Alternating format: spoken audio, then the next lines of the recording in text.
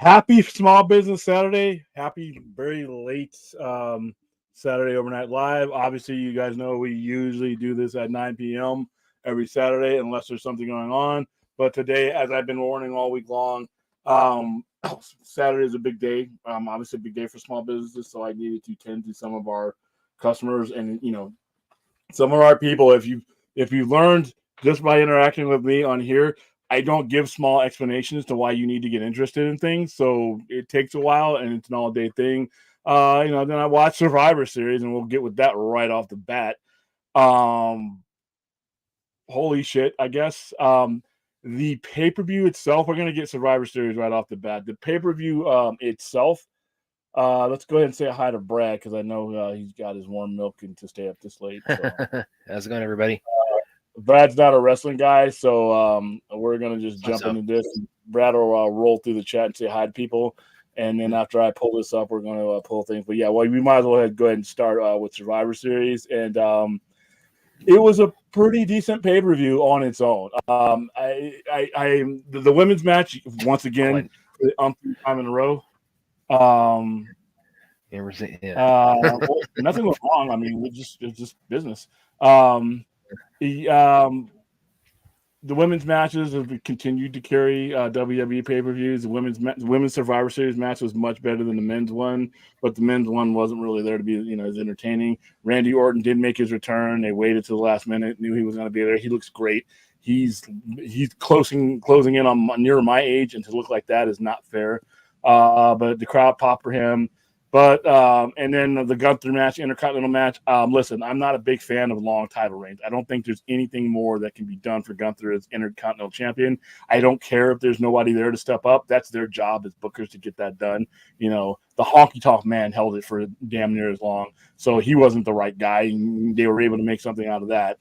So I think I agree. It's time for Gunther to move up on the card. But this reign, they have two titles that have been on guys way too long. Roman Reigns wasn't even in the vicinity tonight. It's Survivor Series, and one of your champions wasn't there. So, but the big story in the room was the return of CM Punk. He showed up literally at the last minute and basically showed up, did his little thing, got down on one knee, pissed off Seth Rollins, and that is, I don't know if that's a work or not, because if it was a work, they would have kept the cameras on. And he's got some real heat with Seth Rollins. I don't know if it is or not. It could be. I don't believe it is because of some of the things that Seth Rollins and none of those guys knew. According to several credible outlets, nobody knew that he was in the building. The contract didn't get finalized till hours before he arrived. So the pay-per-view could have possibly been going on. So it wasn't like they were reacting in a way that was scripted. They didn't know, and the reason why they didn't let anybody know is they didn't want it leaked. That's why they didn't wait till Royal Rumble, because they wanted it to be a surprise, and it would have never lasted surprise-wise in this world till then. In regards to he should have never been available. I'm going to say that right now. I don't care what anybody's feelings are about CM Punk. If I'm running shit, he's under my contract, and it doesn't look like it's going to work right now, then he goes home and he sits. I got $8 billion in the bank. I can afford to pay CM Punk not to be some other company's momentum. And he just should have never been available. None of that happened at the end of Survivor Series could have happened without Tony Khan releasing him. And to me, if you guys can't play well together, you got two. I'm not going to let you go because I'm just not going to let you be a moment for some other company. And why? Why give him that free press? And the other people that couldn't work with him, you needed to grow some balls and tell them, remind them, you're executive VPs, but it's my company. We're going to do. And Triple H had way more issues with CM Punk than most of the people in AEW ever will. On air and off air. Triple H did business. When the opportunity came up, Triple H did business. And you know what he's going to tell anybody who's pissed off about it and there's going to be a lot of people in WWE's locker room that are not happy about this. He's going to tell them, you work for me. This is what you do, or you disappear. You go to NXT, or you go to dark shows. You're in violation of your contract. You work for me. And most of these guys have been taken care of money-wise, living the life. Guys like Seth Rollins.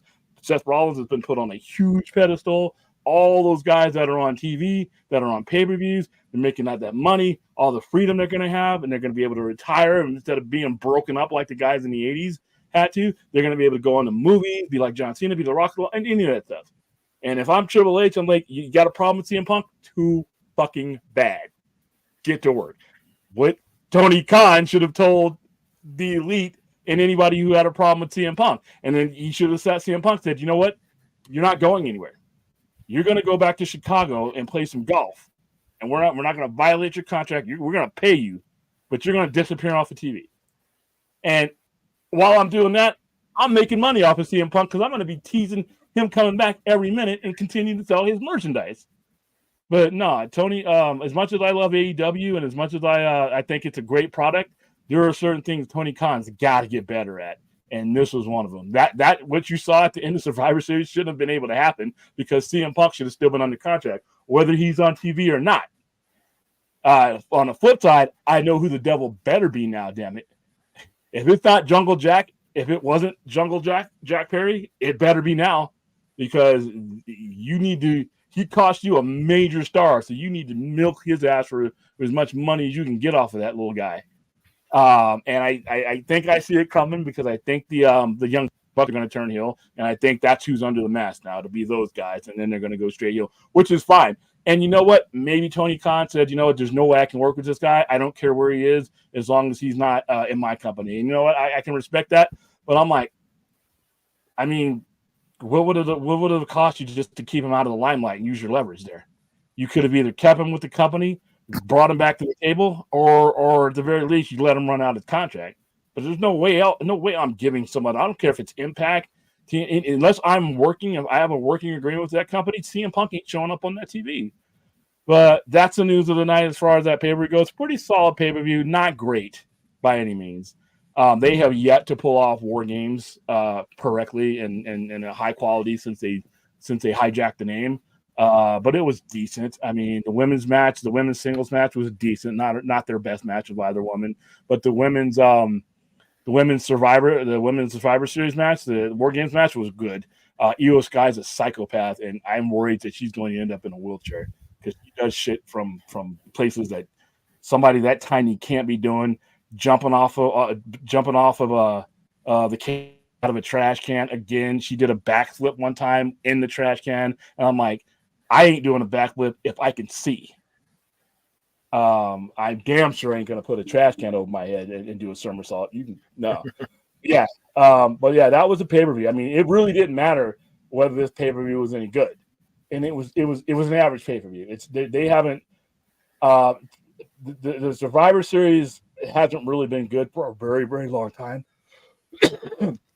A lot of it because they have got away from the singles titles matches for the men on there. And it's like, where's Roman Reigns?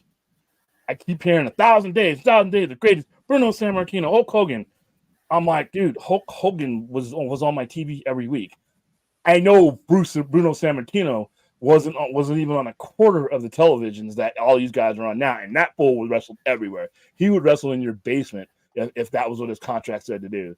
I haven't seen Roman Reigns. There are Powell's relatives that I haven't seen. I've seen more than I've seen Roman Reigns on reunions.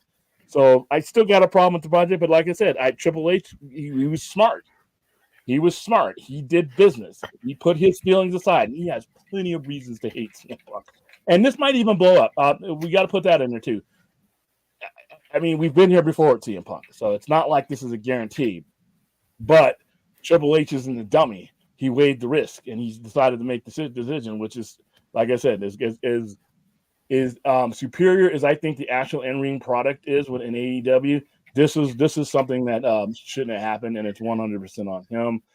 Brad, I know you're not into wrestling, but I'm sorry. I mean, so. I mean, I'm not. Maybe the expert is probably the best way to put it. More so just not into it at all. And like I said, I've interviewed multiple pro wrestlers, so it's like I do have some kind of pedigree there. Yeah. If they make it to WrestleMania, if they make it, like I said, let's roll back to why CM Punk was even available. partially because of a mistake that I think that made by Tony Khan. Hide him away if you want to, but he's sort of an explosive guy. He's very destructive at times, and he has a lot of people that are still in that locker room are have been the brunt of his destructiveness, his pipe bombs. Yeah, he looked too good tonight. He's coming back from a double back surgery, and like I said, I never want to take my shirt off again when I see that. I'm like, what in the hell? Yeah, the ladies were great. The ladies were great, especially in their War Games match. So, I saw your comment about this idea. I don't know. He really hates CM Punk, and like I said, it would have been different if they would have kept the cameras on. But all that footage that you saw was people's cell phones. I knew a guy that was there. He had cell phone footage, so he really hates CM Punk. I mean, he hates him. He's hated him since he was back in NXT. So this goes back a long time. So it could be a work. Like I said, I'm here to be worked. I don't want to get into the business of knowing everything that's going to happen and something I spend this much time into. If you fool me and you swerve me, congratulations. That's what I'm here for. You know what I mean? But yeah, everything's gone wrong. And Brad, we had a decent business day today. Why wouldn't he go to DVD? He's under new management, and it's under ownership that he likes. That ownership likes CM Punk. Those Endeavor guys love CM Punk. They don't have a problem. As a matter of fact, I mean, I didn't know either way, but if it was going to happen, it was going to happen tonight. But when Endeavor took over, a lot of the guys that were, that I do watch online and YouTube shows that I do watch that are very, very critical, they always made that connection that CM Punk had a good relation with those guys. And it's those guys. I know Triple H, obviously, they're going to, advise them and everything. But those guys are the final say-so when it comes to that. If they wanted him in, then he would be in. So he has and like I said, I mean, if you're surprised that this happened, you really shouldn't be, because when someone who shouldn't be available is available, they're not going to be available for that long. And he's a draw. Say what you want about CM Punk, he's a draw. And that's why I'm like, Tony Khan, what are you doing? What are you doing? You got to work this. You got to make some money off of this. That's the one thing Vince was always good at, and when he was good, is these feuds backstage are not. These are not new. They've been going on for decades. But they let you know you're gonna show up to work. You're gonna do what we need to. If you can't bury this hatchet and we can't make money off it, then we don't need you. There's always, in professional wrestling, there's only so many slots that are available at the top. And if you don't want to do what the boss wants to do, you can go. You can take your chances with some of these other places. A lot of guys don't want to give up their status. And I think Tony Khan, and mainly with the elite, with the problem he's going to have, I don't think he's going to lose too much sleep, because, listen, Tony Khan is also not a dummy.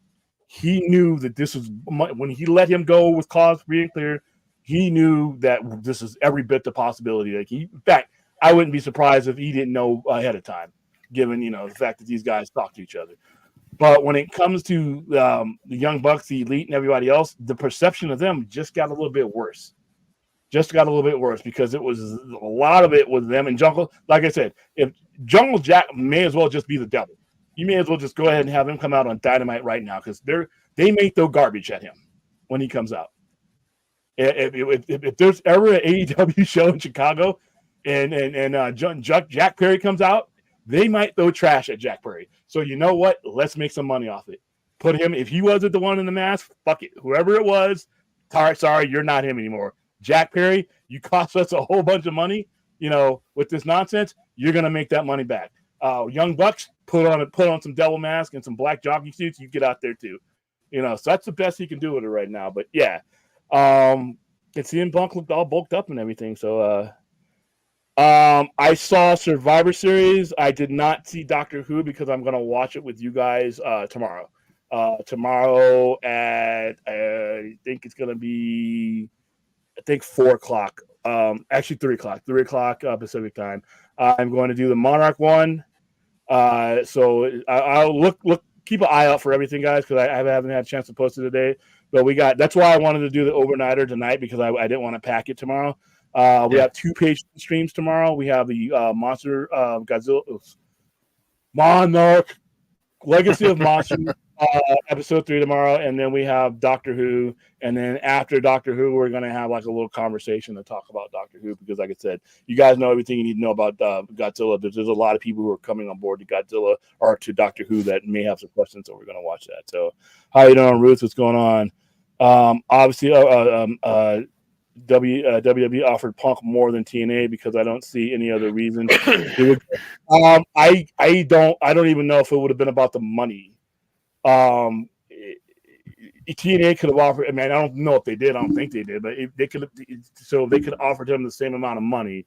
It's the narratives that CM Punk would have been after. He wants to stick it to Tony Khan. He wants to stick it to the Elite. He wants to stick it to the people he thinks screwed him while he was there. And you can't do that in Impact. You could only do that in WWE. You know, you could only do that with moments like tonight, that were like what he went through tonight. You couldn't do that. You couldn't do that in Japan. Even if there was another major federation that were out there that was the equal size as AEW or WWE, it would have to be WWE because of the history there. And now they're going to basically, if he, say for instance, nothing goes on with CM Punk and he's, you know, he stays on his with his best behavior for him, then they're going to turn around and make, you know, people are going to make, you know, perception and disparaging about, okay, well, how come this guy can work here, but he couldn't work there? And he had a history here. So what's with your locker room that made us be able to work with this guy, but you couldn't? What are you doing wrong? And if you're half of the people that, you know, that were supporting Punk, if you're FTR, one of those guys, that's a good question. But I think Tony Khan would be okay. Like I said, I think the best thing that AEW could do is focus on their product and not even regard WWE at this point. We'll focus on their thing, and that's it. Don't let them run in, you know, in the head. Sean Ricep already put out a story saying that the talent was informed that Punk was back before the main event started. It's all a storyline. I saw that on Fightful, but I also saw that I saw in other areas that a lot of those guys didn't know, because of the fact that they didn't want it leaked. So some people, some talent may have known, but not necessarily those people in the ring necessarily. I mean, you know, and Triple H didn't give any, if you watch the media scrum afterwards, Triple H, and from what I'm hearing, maybe you might interpret something else, indicated as much that not very many people, if anybody, knew about it because of the fact they didn't want it to leak and it was going to happen so late. He actually arrived. He didn't arrive until he was entering into the building, into the arena. So I don't know. Obviously it's just fresh, it's new. So we got to look and see. But right now, I wouldn't be surprised because, to be honest with you, most of those guys would have ran their mouths. You know, WWE is for the professionals. They do what's best for business. You have to have a leader, talent relations expert. No, WWE is full of assholes too. Don't get me wrong. WWE, they're professional because they're told that if they're not, they're gone. If you took that threat away from them, some of those guys are assholes. There's no difference in any other workplace or wrestling promotion everywhere else. You got your same amount of people that are assholes in WWE as you do in any business, any workplace, anywhere. It's just that, you know, especially before AEW came along, you had to stay in line because there was nowhere else for you to go. And a lot of those guys, even though there's a way for them, somewhere for them to go now, they like their status where they're at now. You know, a lot of them are married to talent. A lot of them, you know, they got their status, so they don't want to give that up, even if there was somewhere for it to go. But no, WWE has as many assholes as the place you work at, the place I work at. Any other wrestling company. But you are right. It's how you handle it. You know, CM Punk and the Elite and the people who were part of all this should have been made to do business or go away.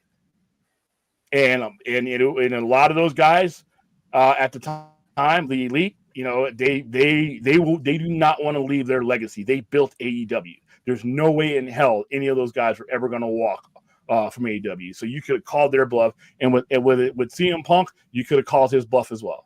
Your ass is going to sit at home for the remaining 2 years of your contract, or you can work with this. That's the difference. But no, as far as like, no, there's just as many assholes in WWE as there is in AEW, as there is in Impact, and there's the same percentage of assholes. It's just the rules of engagement are as such, you know, in these different places. So, all right, let me let's see. Like I said, and Sean Ross Sapp is very reliable, but this was happening on the fly. You know, if you look at Sean Ross Sapp, everything was happening on the fly. You know, he didn't even know. Remember, one of his tweets were like, just was informed that CM Punk was might be backstage, but he wasn't able to confirm it.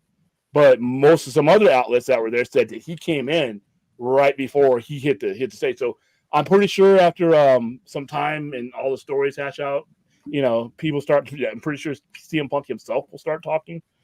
But yeah, let's see. We'll get to some of it. Fun back hard when it came to CM Punk. Punk messed up, but if Tony was a better manager and owner, things would have been resolved. Yeah. And he didn't, you know. And like I said, I truly think as a wrestling mark, am kind of like, well, how the fuck did you do that? Well, I don't think Tony Khan cares as much as I do about this. I think truly Tony Khan just wanted him gone. I'm like, fuck that. You're gonna go where I tell you to go, and when your contract is up, you can go anywhere you want to. But why you're on our payroll and why I still think I can make revenue off of you? You're just gonna go and witness protection program until this goes over. And I'm gonna have some conversations with those other guys and tell them the same thing. But I'm not Tony Khan. It's not my company. I wasn't there. I don't think Tony Khan knew this was a possibility. There's no way in hell that as soon as he cut him loose, I'm pretty sure Tony Khan was expecting something like this at some point. I don't agree with how he handled it, but he's not dumb. He may just have wanted CM Punk gone. And you know what? In 90 days, we could be talking about CM Punk punching Seth Rollins again, or Seth Rollins threatening him, or with bodily harm again, and for real. So who knows? And in 3 months' time, before we even get to WrestleMania, Tony Khan could end up being 100% right. I will give him benefit of the doubt is Tony Khan has to think about AEW. He can't be worried. I can blow a gasket, but Tony Khan at this point, it's happened, it's done. You got to worry about your thing going forward. You just recently signed best wrestler in the world. You have another one of the best wrestlers in the world in Jay White. So you got Will Ospreay and Jay White as they are rolling into their primes. Not Adam Copeland 50. As they are coming, Will Ospreay is just now reaching his prime. Jay White is only 50.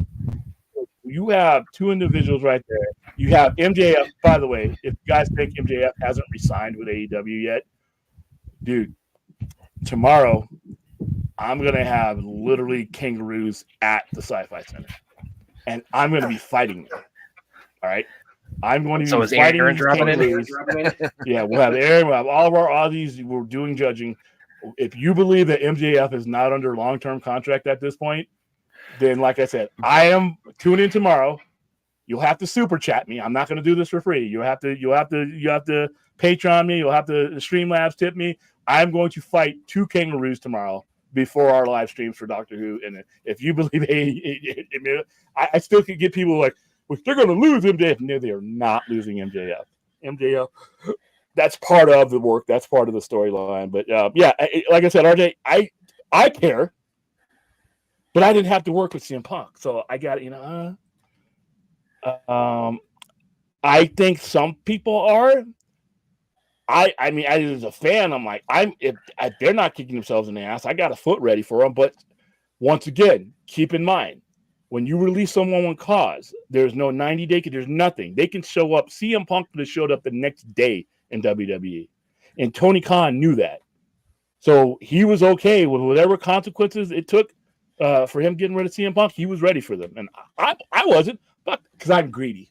So I'm not letting you, because he's going to go sell a bunch. They already got the T-shirts ready for CM Punk's Sarai. They're already online. That's for me. I'm not giving away my money. But I wasn't in the room. I wasn't the one fearing for his life. If he truly, I think that's quite silly, but I wasn't in the room. I wasn't backstage. I'm just a fan. I just see how these things are generally handled. and you can go up to a line, but you do one of two things: you give up your status and disappear, which costs you money, or you play ball. And Tony Khan could have let them play ball, but the decision was his. There you go. Rational. Punk is a great wrestler and a great mind skills, but he can get real hot-headed and cause trouble in the locker room. Yeah, and like I said, I thought it was a worthy gamble with Tony Khan because, he was the biggest draw they had on so many levels. And usually, when you in wrestling business, when you are that kind of draw, Hulk Hogan was a piece of shit. From what I hear, Hulk Hogan, from what I hear, is one of the worst individuals in wrestling. But he was a draw. They made it work. Ric Flair, now we're finding out a lot. Ric Flair, who's my wrestling hero, Ric Flair lived the crazy lifestyle. If you watch you watch that the show where he's on the plane, where the whole plane with the stewardess and everything else, he lost a lot of shine off of that. So, but he was a draw. So, when you're a draw, there's certain things you can do, but CM Punk was that kind of draw. So when you're that kind of draw, for me, you know what? You figure out how to work with him. So, because he pretty much he knows he's a draw, and he says whatever the hell he wants to, and he doesn't care. And you know what? He's been validated because he came back when he wanted to come back. He came back where he wanted to come back, and he's controlled his destiny. This is a guy who's been fired twice or whatever, and still was able to walk out and do what he did today. So, I mean. And people don't like that because right now, if you're in the WWE and you're at the top of the card, here comes CM Punk. Wherever you were, you just moved down a little bit, and that's got to piss some people off.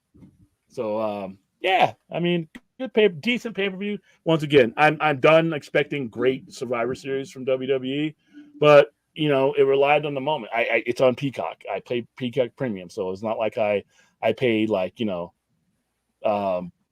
AEW money for it. And one of the things when I pay AEW money, I get something that's worth that money. Before WWE Network went and I was still paying top dollar for WWE pay-per-views, I wasn't getting that kind of value. It's a lot easier to take when it's part of a Peacock. I would not have paid premium dollars for this pay-per-view tonight. I would have just been online, CM Punk came back? Cool. And then I would have gone straight to YouTube, and then everybody and their mother would have had the footage. So he's a very emotional guy. Yeah, that's pretty much it. He's very emotional.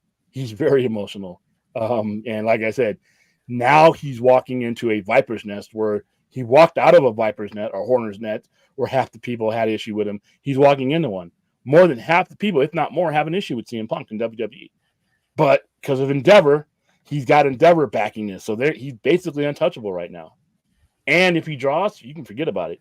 All these other guys can be, work or not, they can be as mad as they want to. Money talks. And Triple H did what Tony Khan did. Is like, hey, there's money here. I'm here to make money. It's a business. So, all right.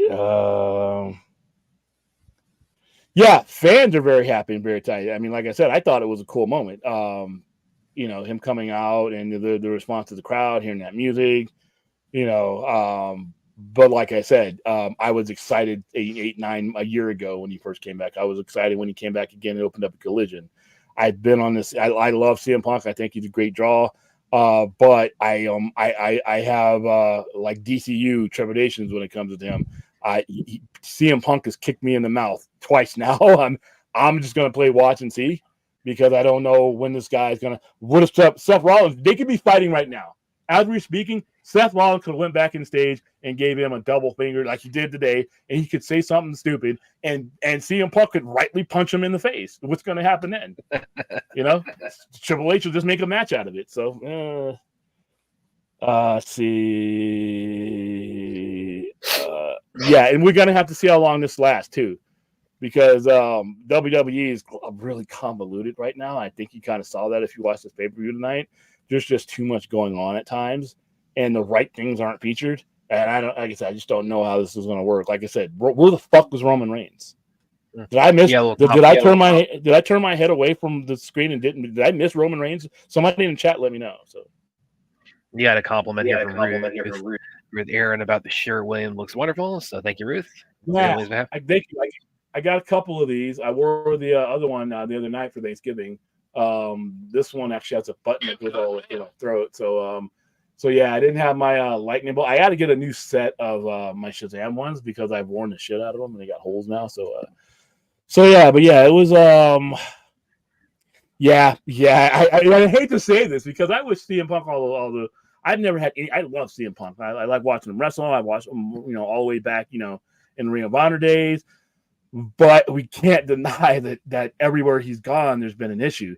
The only reason he gets these chances is because he's a draw. But that's the reason why you should get those chances. So, I mean, but yeah, Seth Rollins.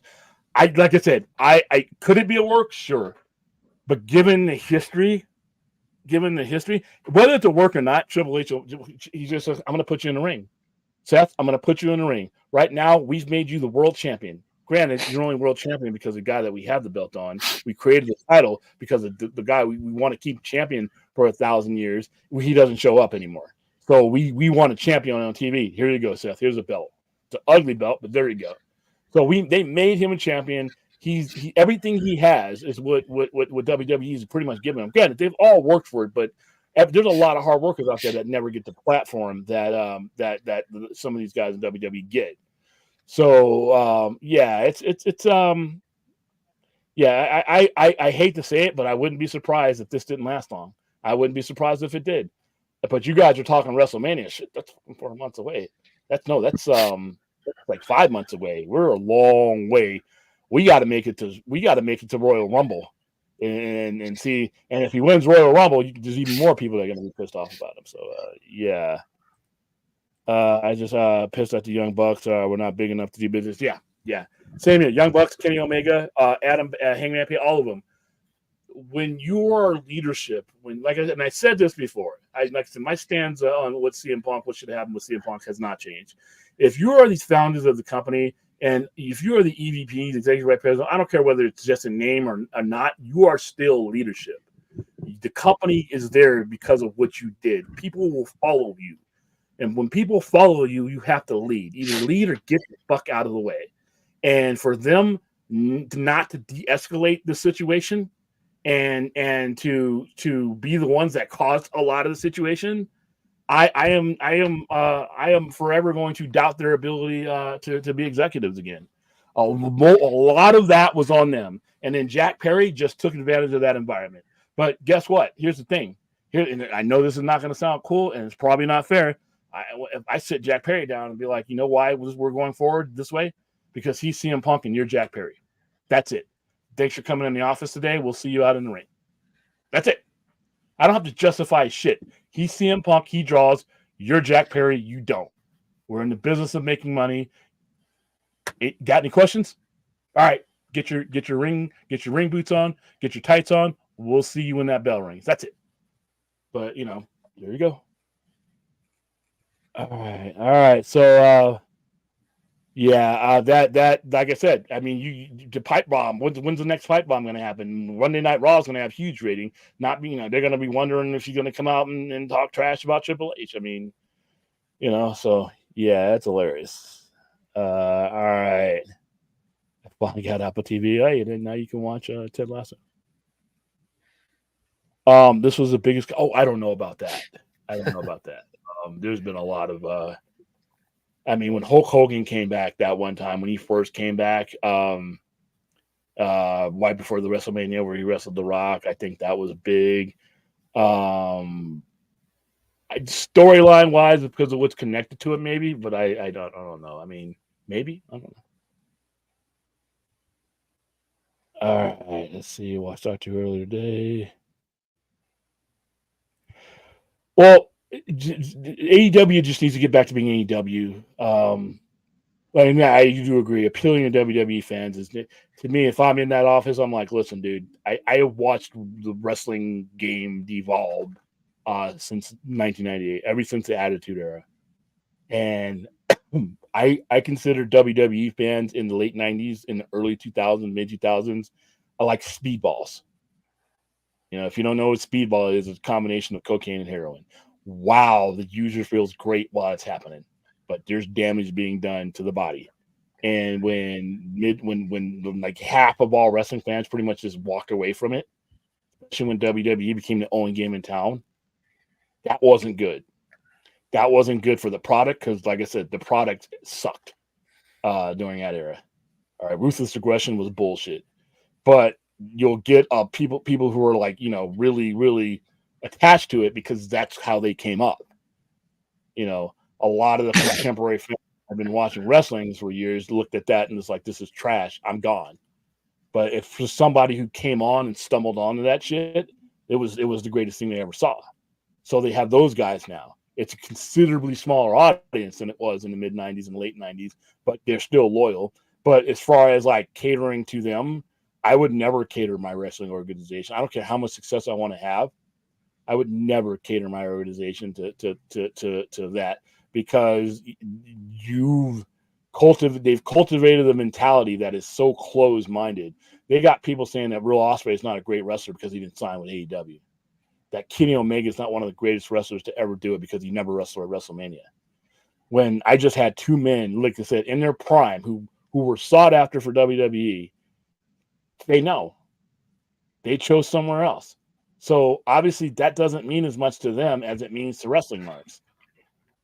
But, you know, prior to all this, though, when there was wrestling everywhere, we were used to seeing people jump from one ship to another. We didn't make that much big deal of it. You know, Hulk Hogan was in WWE, then he was in WWF. Ric Flair went back and forth several times. Arn Anderson, Tully Blanchard, all these guys. We expected it. You know, we had to keep track. But now it's like a cult mentality, and I wouldn't, like I said, I would not steer my company if I'm AEW. You know, I do a deep dive into my own stuff and keep it, and that's what they did for the most part. Tony Khan is at his best when he's worrying about AEW, and I wish there was somebody there. And when he says, you know what they're doing in WWE, and somebody should be there, so I don't give a fuck. I don't work there. I work here. Our talent works here. We have a following. All right. People watch our show. People show up to our shows. We are global. Let's start there, and then that's it. All right, so I am going to hand the chat over to Brad so that I don't go for wrestling for the next 4 hours. And how are you doing, Brad?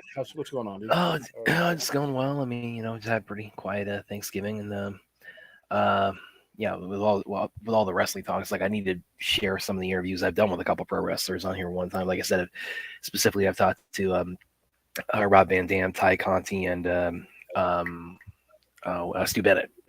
So those are pretty good interviews, I think. I really enjoyed those. She's about to be a mama here pretty soon. Oh yeah. Oh, and actually, we got a little bit. We got with Ruth here and the Brit and the Aussie on some Christmas tree talk here. Ruth, I ended up biting the bullet, putting my Christmas tree up a couple days ago. Bet it looks great, Aaron. All festive now. I'm gonna do this right. I'm gonna do this right. I have a walk Christmas tree. That sounds fab. I have a very traditional tree, red and goes. I'll send up some pics on Twitter. Dude, that's awesome, Wraith. I might have to mute you, man. I don't know. We may not make it through the night. Topics tonight, by the way. Today. Stop it. Say again? Stop it. No accents. Come on. Okay. Yeah. Was as to answer Root's question here, just a lot of decorating mostly. So I really start doing it, you know, just after Thanksgiving, and yeah, it's pretty.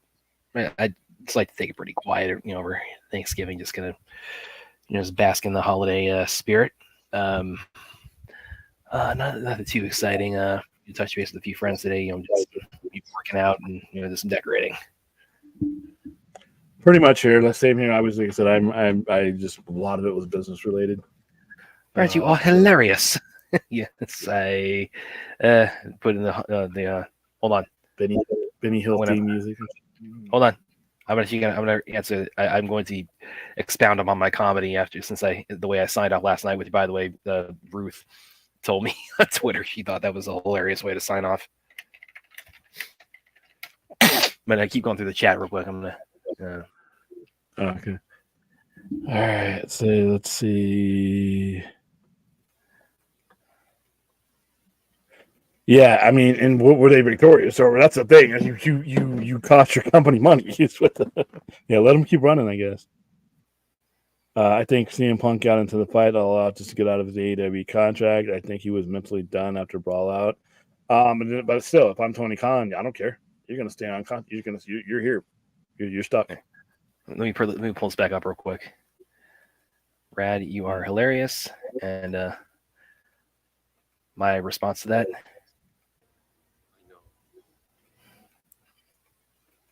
Oh my goodness. I'm gonna have a lot more fun with that lately. I think I'm going to really have some fun with that way. And the seed of that was planted in my head last night with the way I signed off. I should make that my regular sign off, to be perfectly honest. The Good Burger one. Yeah, oh, geez. No, the show's just getting better all the time. Problem with AEW and TNA, they're haunted by the ghosts. And here's the thing, though. They shouldn't be, because both of those companies are better managed, and both of those companies weren't owned by AOL Time Warner. So there's that kills your ghost right there. And Tony Khan's not going to run out of money. TNA is very judicious with their money, so I don't. There's nothing to fear there. And be honest with you, WCW up until Ted Turner was no longer in full control of it, was a very competitive product. It was one of the best wrestling products in the world, and it wasn't until that merger. That's the merger, is what, because there were better offers on the table to purchase WCW. What Jamie Kellner did, and he was the one who founded CW, that magnificent money making bastion that it turned out to be. He pulled the TV deal off. There were better buyers for WCW when Time Warner didn't want any part of it anymore. But they thought they could get in with a TV deal with some kind of programming with Vince McMahon. And so that's why it sold to Vince McMahon for such cheap. That's my suspicion. And if you look at what they bought it for, they bought the bare bones of the company. They bought the library, and not all that library is there. Some of that was NWA before it was WCW. And they bought some of the contracts, but most of the big heavy hitters that would have made a difference were under contract to AOL Time Warner. So Goldberg, Sting didn't come over immediately.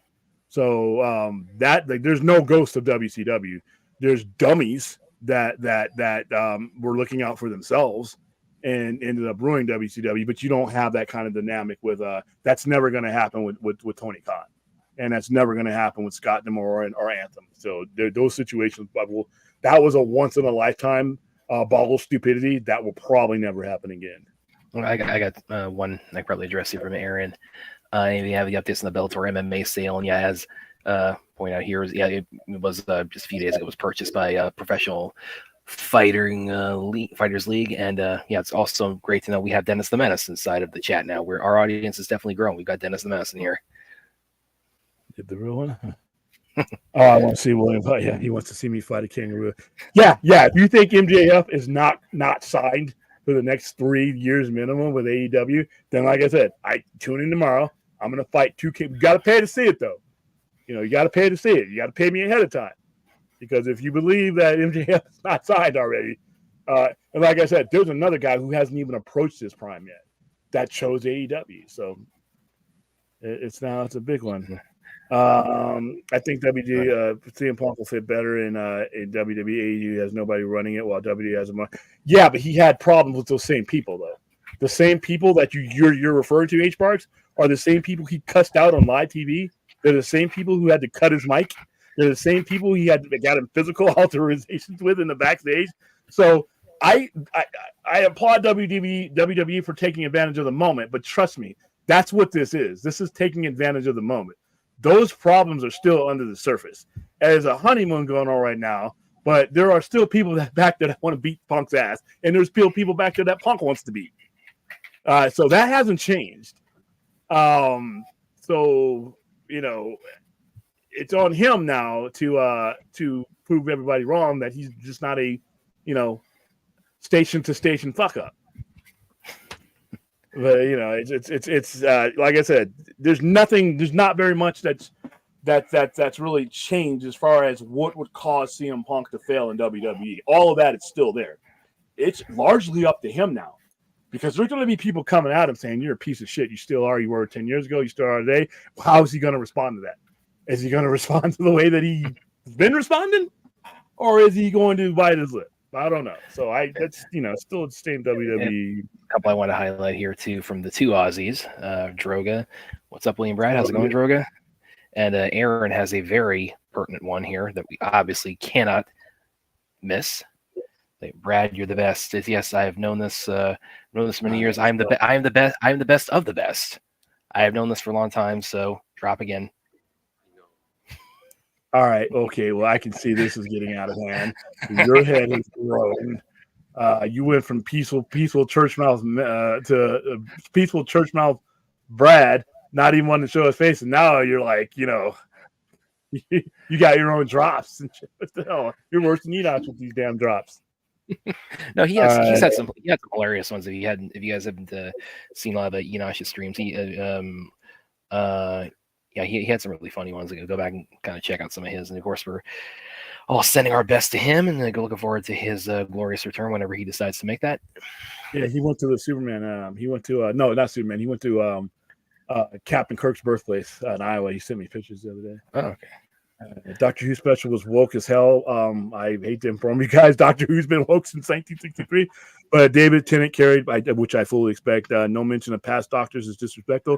Well, we still got two more in this story arc, but they don't generally bring up unless they're on the screen together. If the story is not about those doctors, they really don't bring them up, like Day of the Doctor, things like that. And I'm pretty sure they'll come up now because you have a repeat doctor, but I don't know if it's disrespectful. They just don't do it. If that doctor's not part of the story, you generally don't hear about that doctor. They like to focus on the doctor that's in front of you. So, all right, Music Man has one here. I saw some those clips of CM cussing people out. Damn. Yeah, I mean, like I said, I wish Phil Brooks all the luck in the world. I think he's a tremendous talent. But I'm not surprised at anything now. Like I said, I was disappointed that it didn't work out in AEW. I thought there was better things. I never got, like RJ said, I never got my MJF CM Punk match, and I thought that would have been great. Never got MJF or CM Punk, Jay White. There's a lot of things I'm not going to get. And to be honest with you, after the Seth Rollins feud, who's going to who's next? I mean, who's going to care? Roman Reigns. There's just so many things going on there right now that where does he fit in outside of natural feuds of history that he's had with people. So who knows? All right. I have questions for you, Bad. What time are you in? Because William airs at like 2 a.m. for most nights. Yeah, I'm Eastern time, so it's pretty late for me here. But it's like I don't, it's weekend. It's Thanksgiving weekend, so I'm prone to being up late anyway. Yeah. Well, there was a lot of people that tuned in because of that too, because it was in Chicago, so that's where he would have, just like he did in AEW. He makes his returns to these things in his hometown. He got the pop that you expected, but you could clearly see that there were people there with already made, really well made CM Punk signs. So it wasn't like it was this huge, it wasn't like it was completely unexpected. It was just more like, there you go. All right. So enough of the wrestling. And so we got Survivor Series out of the way. And quick thing from Chappie here. Sorry. Wow.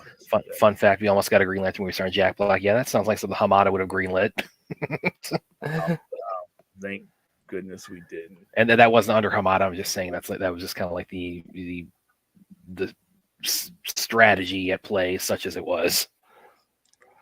All right, so we're going to get to our comic book turning point story first up because it kind of links to some news, unsubstantiated news for the most part when it comes to Fantastic Four.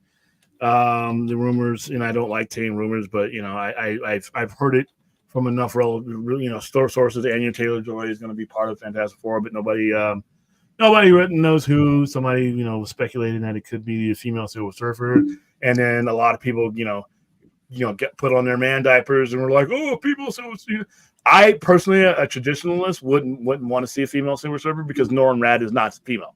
That's just me. I am not. I think it would be a mistake. I think they would lose a lot of the man babies over this. But to be honest with you, narratively wise, I don't know if it hurts you. traditionally wise, it is an adaptation. So it is an adaptation. So when you're trying to adapt that's a major thing for that. I wouldn't do it. I wouldn't do it, but that doesn't mean that would be the end of the world as far as if they did it. I mean, because there are certain things about Silver Surfer that would be the same. Obviously his mate would be different. I mean, depending on how they want to write it, I guess. But other than that, Fantastic Four, 48, 49, 50. This was they had been around for 4 years at that time. At that time, comics came around monthly. So right, this would have been their 4th anniversary. This would have still been relatively very young in their existence, and this was a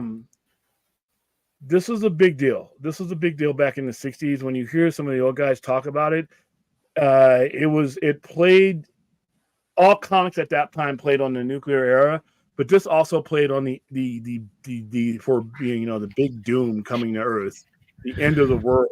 It dealt with that. It dealt with aliens. It dealt with a lot of the stuff that was part of our culture back then. And when it came to Galactus, he was the first major galactic villain in comics. He was the first one of that cosmic level that was in there. Even more so than Darkseid. Darkseid and characters like that didn't appear till the Fourth World in the 70s. But if you look at what Galactus meant to comics, he was that first godlike individual that could threaten the planet in the manner that he did. And obviously his herald, the Silver Surfer. Now keep in mind with the times that surfing was real big back in. I mean, a character named Silver Surfer, when the Beach Boys were at the height of their career, was very popular, and it was by no accident that his visage looks like he's not using a modern surfboard. He's using what was contemporary and popular back then. But this storyline, it brought you the Watchers, and the Watchers, who I think are sorely misused in MCU right now. You've seen them. You saw Stan Lee talking to them, and I think that the Watchers, especially coming to what we are coming to, whatever we end up doing now that they've scrambled it all up, whatever it is, the Watchers need to be involved. Because even beyond the Galactus, they were there at first to warn you of the coming of Galactus, but there's a lot of things that the Watchers can warn you of. They should be warning you of what's about to happen with this multiverse, because they're outside of all of it. They can see all of this stuff, and they cannot interfere. They're Atu and all those guys, they can only watch, but they are the narratives. That's what they use them for in this story. They would tell you about Galactus. They could tell you about this was a being that's been around since the cosmos was created. You're in great danger. And if you see the Herald of Galactus, then Galactus is not too far away. And that's pretty much what happened. And this is a storyline, which would lead to the Silver Surfer betraying Galactus, and Galactus, as his punishment, keeping him entrapped on Earth until decades, and for decades, the Silver Surfer, and whether he was a Defender, anywhere else, he operated on Earth because he could not leave. Galactus said, "You will no longer sail the heavens, since you betrayed me." And this starts the weird relationship between Galactus and the Silver Surfer. When he creates the Silver Surfer, he takes away all of his emotions for the most part, because he did not want him to have the guilt. This is the guy who led the Eater of Worlds to planets, and all life on that planet was wiped out. He didn't want him to be able to carry that guilt, because that guilt would not allow him to do his job. And you kind of see his conscience in the initial story. His conscience starts to break, even at its first appearance. And this is the story here where that effect is wearing off, to where he starts to feel guilty about what he's doing, and he decides he doesn't want to do it anymore. But Galactus never stripped him of his power, never really destroyed him, never did anything like that, and he's always felt an obligation. When Galactus was dying, on several occasions when Galactus was about to be destroyed, Silver Surfer came to his side. So they got a weird relationship here. And you always, in some of the stories, you always felt that Galactus really, even this galactic omnipotent being, took it personally that his herald betrayed him in that matter.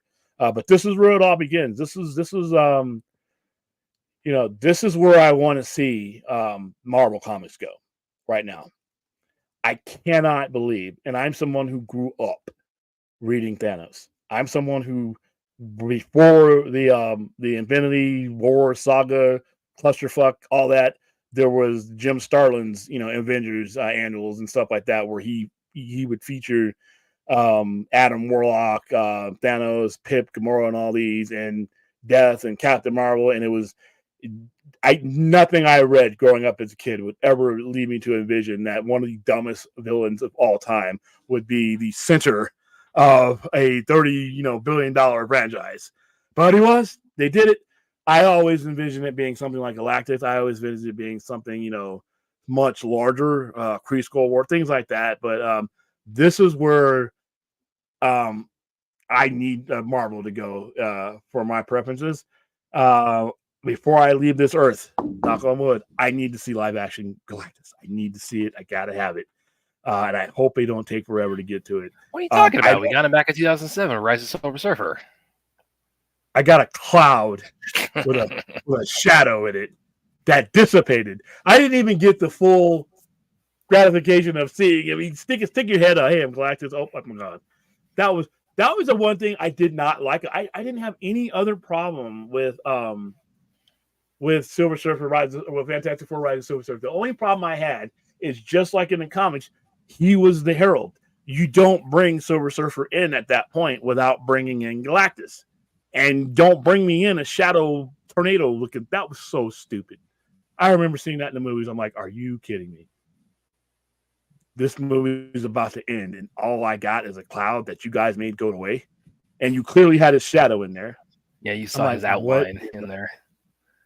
I'm like, are you kidding me? I sat in that movie theater wondering, okay, is there something in here that I'm missing? And that's what made that movie, that hurt that movie.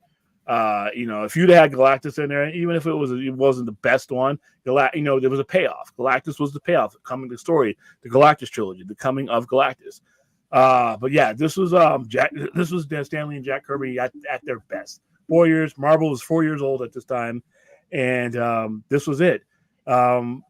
This is when you got cosmic. If you looked at it, this was the mid 60s. This is where things got cosmic. Then you rolled into the 70s with beings like the Celestials and intergalactic threats, and moved into the 80s with the Beyonder and all these things. But Galactus was that prototypical god. I mean, literally, and he was created based on the fears.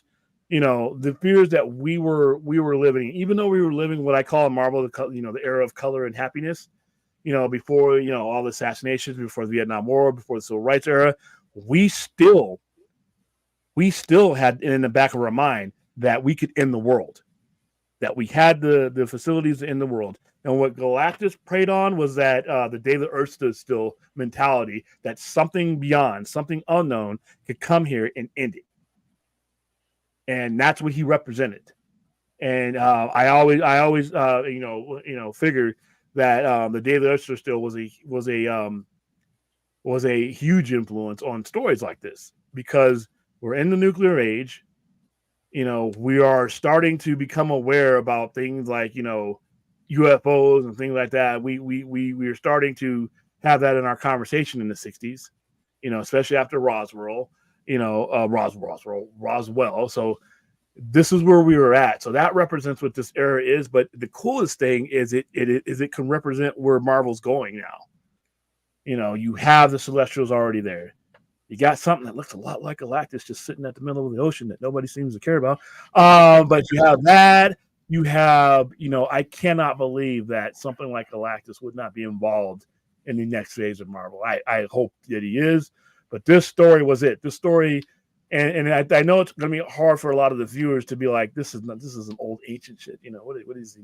No, this was a turning point. This is literally the definition of turning point, because it defined what type of threats that the Fantastic Four were there to fight and figure out. And, the ultimate nullifier. I mean, it just introduced so much stuff that would become the basis of what the Fantastic Four would be and what Marvel would be for a while. These were the beginnings. Like I said, how many comics right now? If you never stop the issue runs of some of these comics, they're in the thousands already. Obviously, you see, Action Comics and all that, but you're in. If you would have never rebooted and done a lot of the stuff, you're closing in on 1,000 each and every one of these, if not over. And we were at this is number 48. This is number 48. So I always refer to this, but like I said, when it comes to the Fantastic Four stuff, I'm happy about them finally getting to the point where we're starting to talk about people playing people and all this, and like I said, if you use the same structure that you use to build the Infinity Crusade, I think you'll be fine.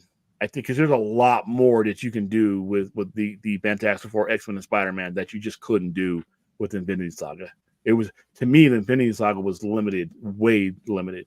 With these next phases that they're going in, not only do you have Galactus, you have Ramatut, you have, you have, as far as I know, we still have Kang. And then on Spider-Man's level, you have all these other characters that are not on that level, but that can coexist. I mean, Spider-Man is in New York City when Galactus is there. He sees all that going on. He's not necessarily fighting it, but if you guys have ever read a series called Marvels, where Alex Ross is doing the covers and most of the artwork, it's basically the everyman looking up at all these superheroes, and they're all there.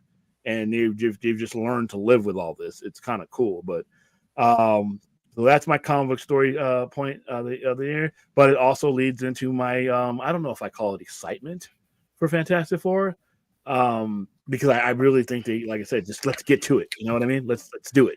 Well, they're definitely taking their time with it. Which is like, okay, but at least, and we're in the same point with Legacy.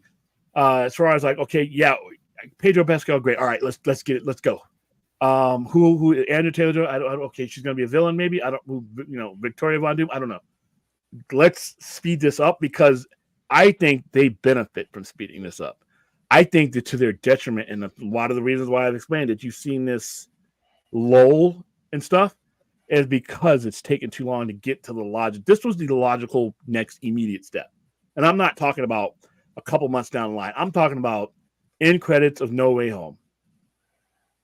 Reed Richards, Ben Grimm, Sue Storm, Johnny Storm should have been in the end credits of No Way Home. Looking around saying, where the blank are we? And going from there. And be honest with you, in every other movie beyond that, they should have been in there. They should have been looking around. Every time there should have been an end credits of them trying to figure out what the hell is going on. And ultimately, they are the ones that let everybody else know that this is how we have to fix this. This is, this Nathaniel Richards, who's that? Wait a minute, is he related to me? And now we start rolling, we start rolling instead of putting out these movies with these C-listers and I don't care about it. There you go. All right, Punk versus Brock to happen. Dude, I don't who's going to pay for that. Brock demands a lot of money to show up very little. I mean, Punk versus a lot of people would work, but like I said, you gotta keep your fingers tightly crossed and whether that mofo is gonna last. So, all right, turn the chat over to you here. Just no accents, everybody. All right, no accents. We'll want to start with right here from Ruth William Brad. I just want to say these streams always start my day off on a happy note. So thank you all. Thank you very much, Ruth. I'm glad to hear that. Thank you, Ruth. And actually, one from RJ here. I prefer if they did traditional Silver Surfer adaptation. They're going to create so much unnecessary toxicity and controversy. If it's not the male Silver Surfer, people know. Yeah, and here's the thing, and I agree 100% with this. And I'm not anti-woman, but if there's no narrative reason to change it, well, we want to get the best actor, and the best actor is a female. Well, no, because you were looking. I'm looking for the best male actor to play the character that is a male. To me, it's just about traditionalists and keeping it, you know, what it is to the source material as much as possible. Obviously, you're going to make, and I think Campia brought up, because I watched the show and he's the only other YouTuber I bring up here for the most part. He brought up Starbuck, which I thought was a horrible example. Starbuck from Battlestar Galactica, and that they changed her to a female, and same thing with what's her face, Boomer. Some of the other people that they did a gender swap change, and he said that didn't hurt. So he said that which the show wasn't successful because of that, but the show wasn't hurt because of that. Okay, and I screamed at the screen because I was watching it after it already aired, so I couldn't type in. That's a horrible example. You're talking about a series in the 1970s, a lower budget one at that didn't even last basically 2 seasons and got a really horrible spinoff that they immediately shelved and canceled with Galactica 80. And you're comparing the influence that little thing had and to its relevance to something, the Ronald B. Moore thing, which is not my favorite TV show, but I know it's beloved. There are more people that probably saw Battlestar Galactica for the very first time with the Ronald B. Moore series on Sci-Fi Channel than watched that show. Obviously, because it was canceled. It was canceled due to low ratings, and they wanted that slot back. And Glenn A. Larson created something else that did well.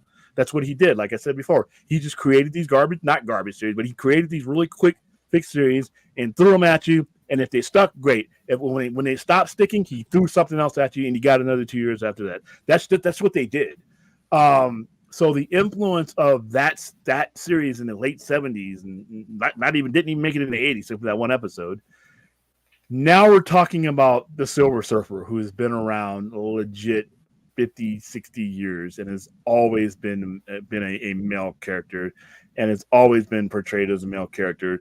Everybody who's laid their eyes on Silver Surfer now to this point is going to know that he's a male. Even people who are not comic book collectors, which is the majority of people who are going to go see these movies. It's much to my chagrin. You guys need to start buying the damn books. But even the people who watch these cartoons, they play with the toys, the video games, the movies that have come out. I mean, every interpretation of him has been male. So we're not talking about just a gender swap of some obscure show that got picked up and made bigger. We're talking about the Silver Surfer, who is basically one of the earliest comic book characters ever made and has always been portrayed as a male. His entire story has been, portrayed as that.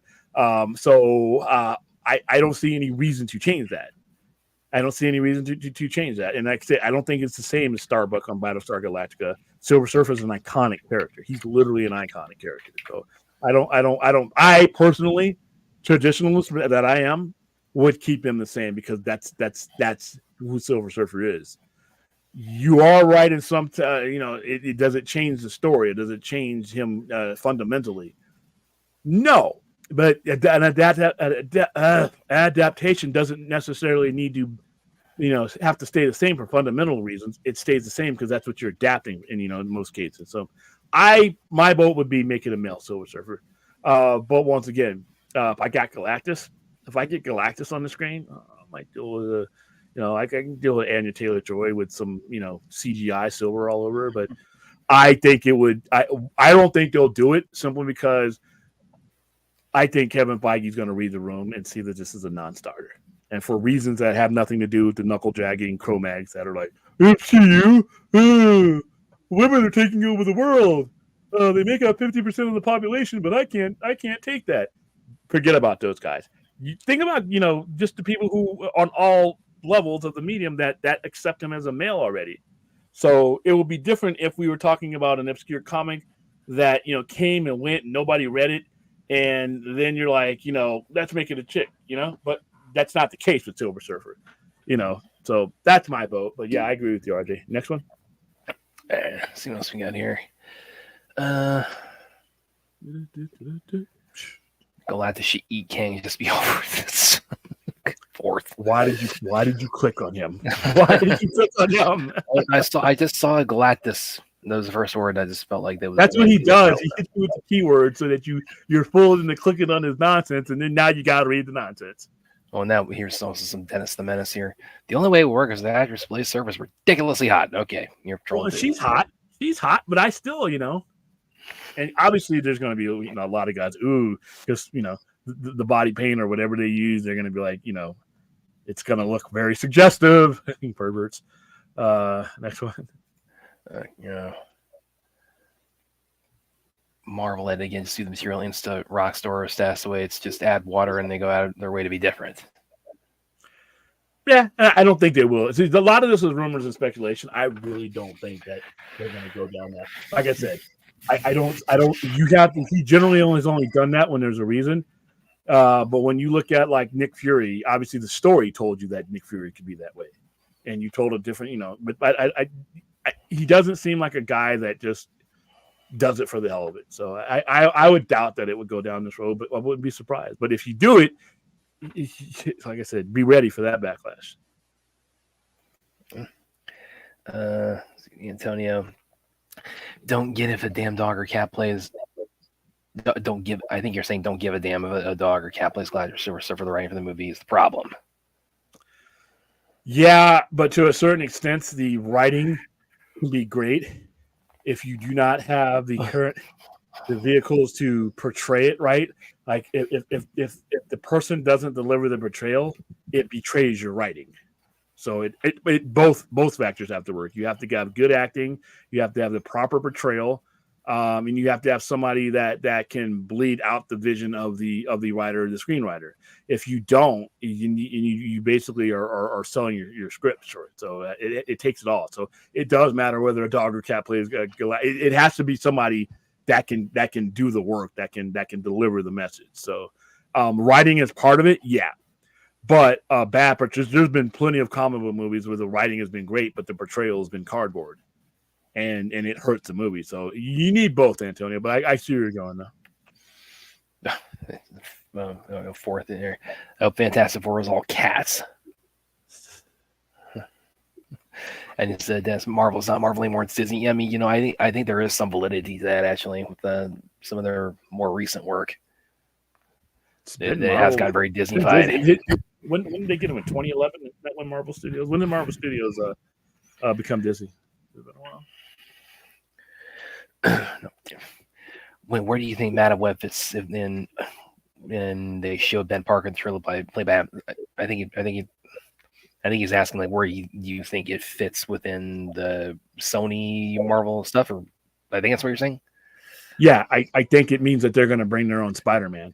I think that in her universe, with two Spits, there was supposed to be a Spider-Man, but it was killed, or something happened to the parents, his sibling, or something happened to Peter's parents, and he was never born, and that's what she has to help undo, because she's going to be able to see you. And that's why I went through this.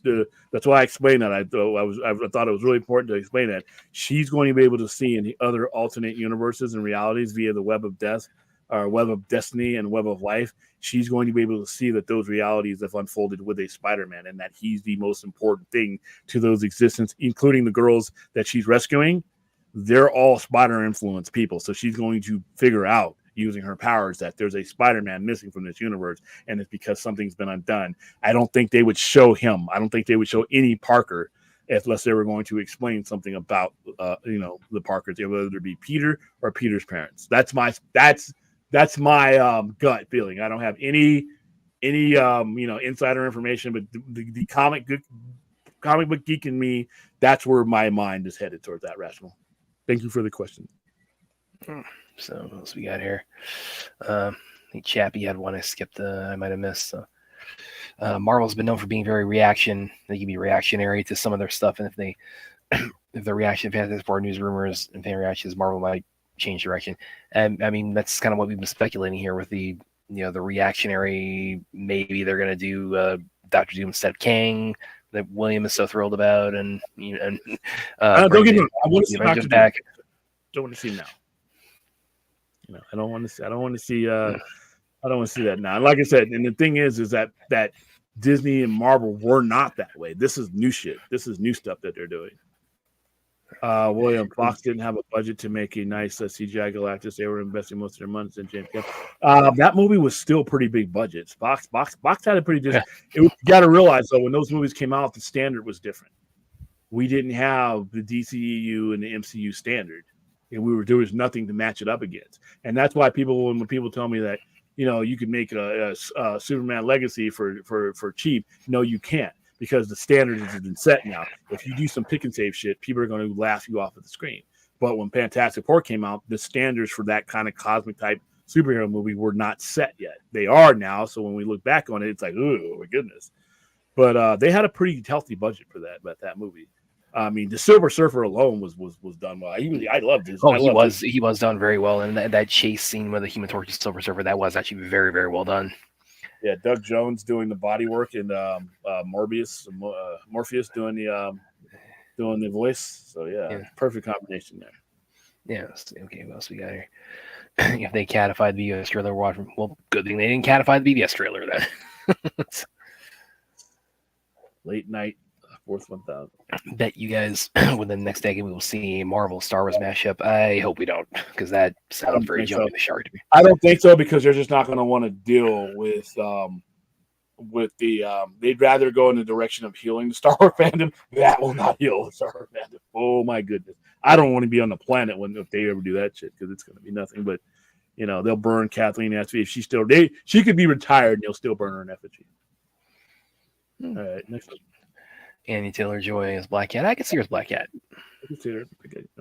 I want to see Black Cat just in general. I mean, we had the beginnings of Felicia Hardy and Amazing Spider-Man 2, and we've not seen Black Cat cinematically at all yet. So I it's like I want to see.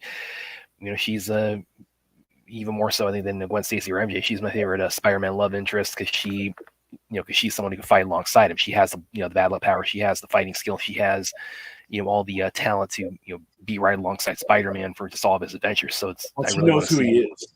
She knows who he is. Another thing that's going to help given this reality. It's going to be interesting. Dude, hurry up with Spider-Man 4. Damn. What the hell is going on? Yeah.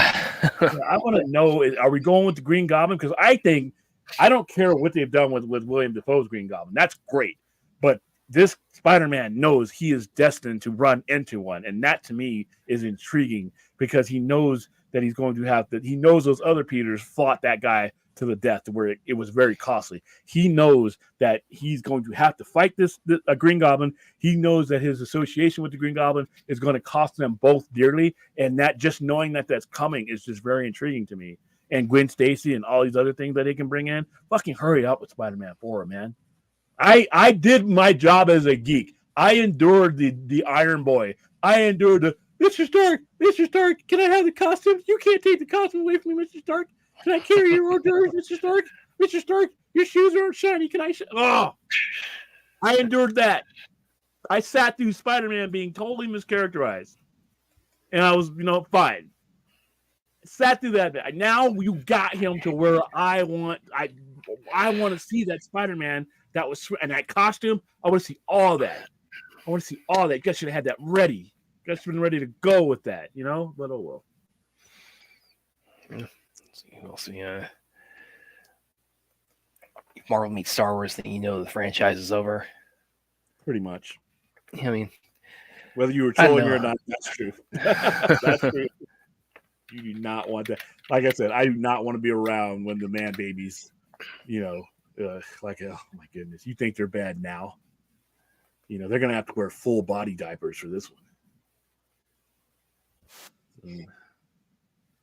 All right, next one. Then we'll jump into another. Okay, well, let me for those about that whole Spider-Man Star Wars idea, because that is they threw that out there. It's like the more I think about that just by the second, it's like, if they did actually do that. Game over, man. Game over. You've lost your mind. In a relatively short period of time, you've lost your mind.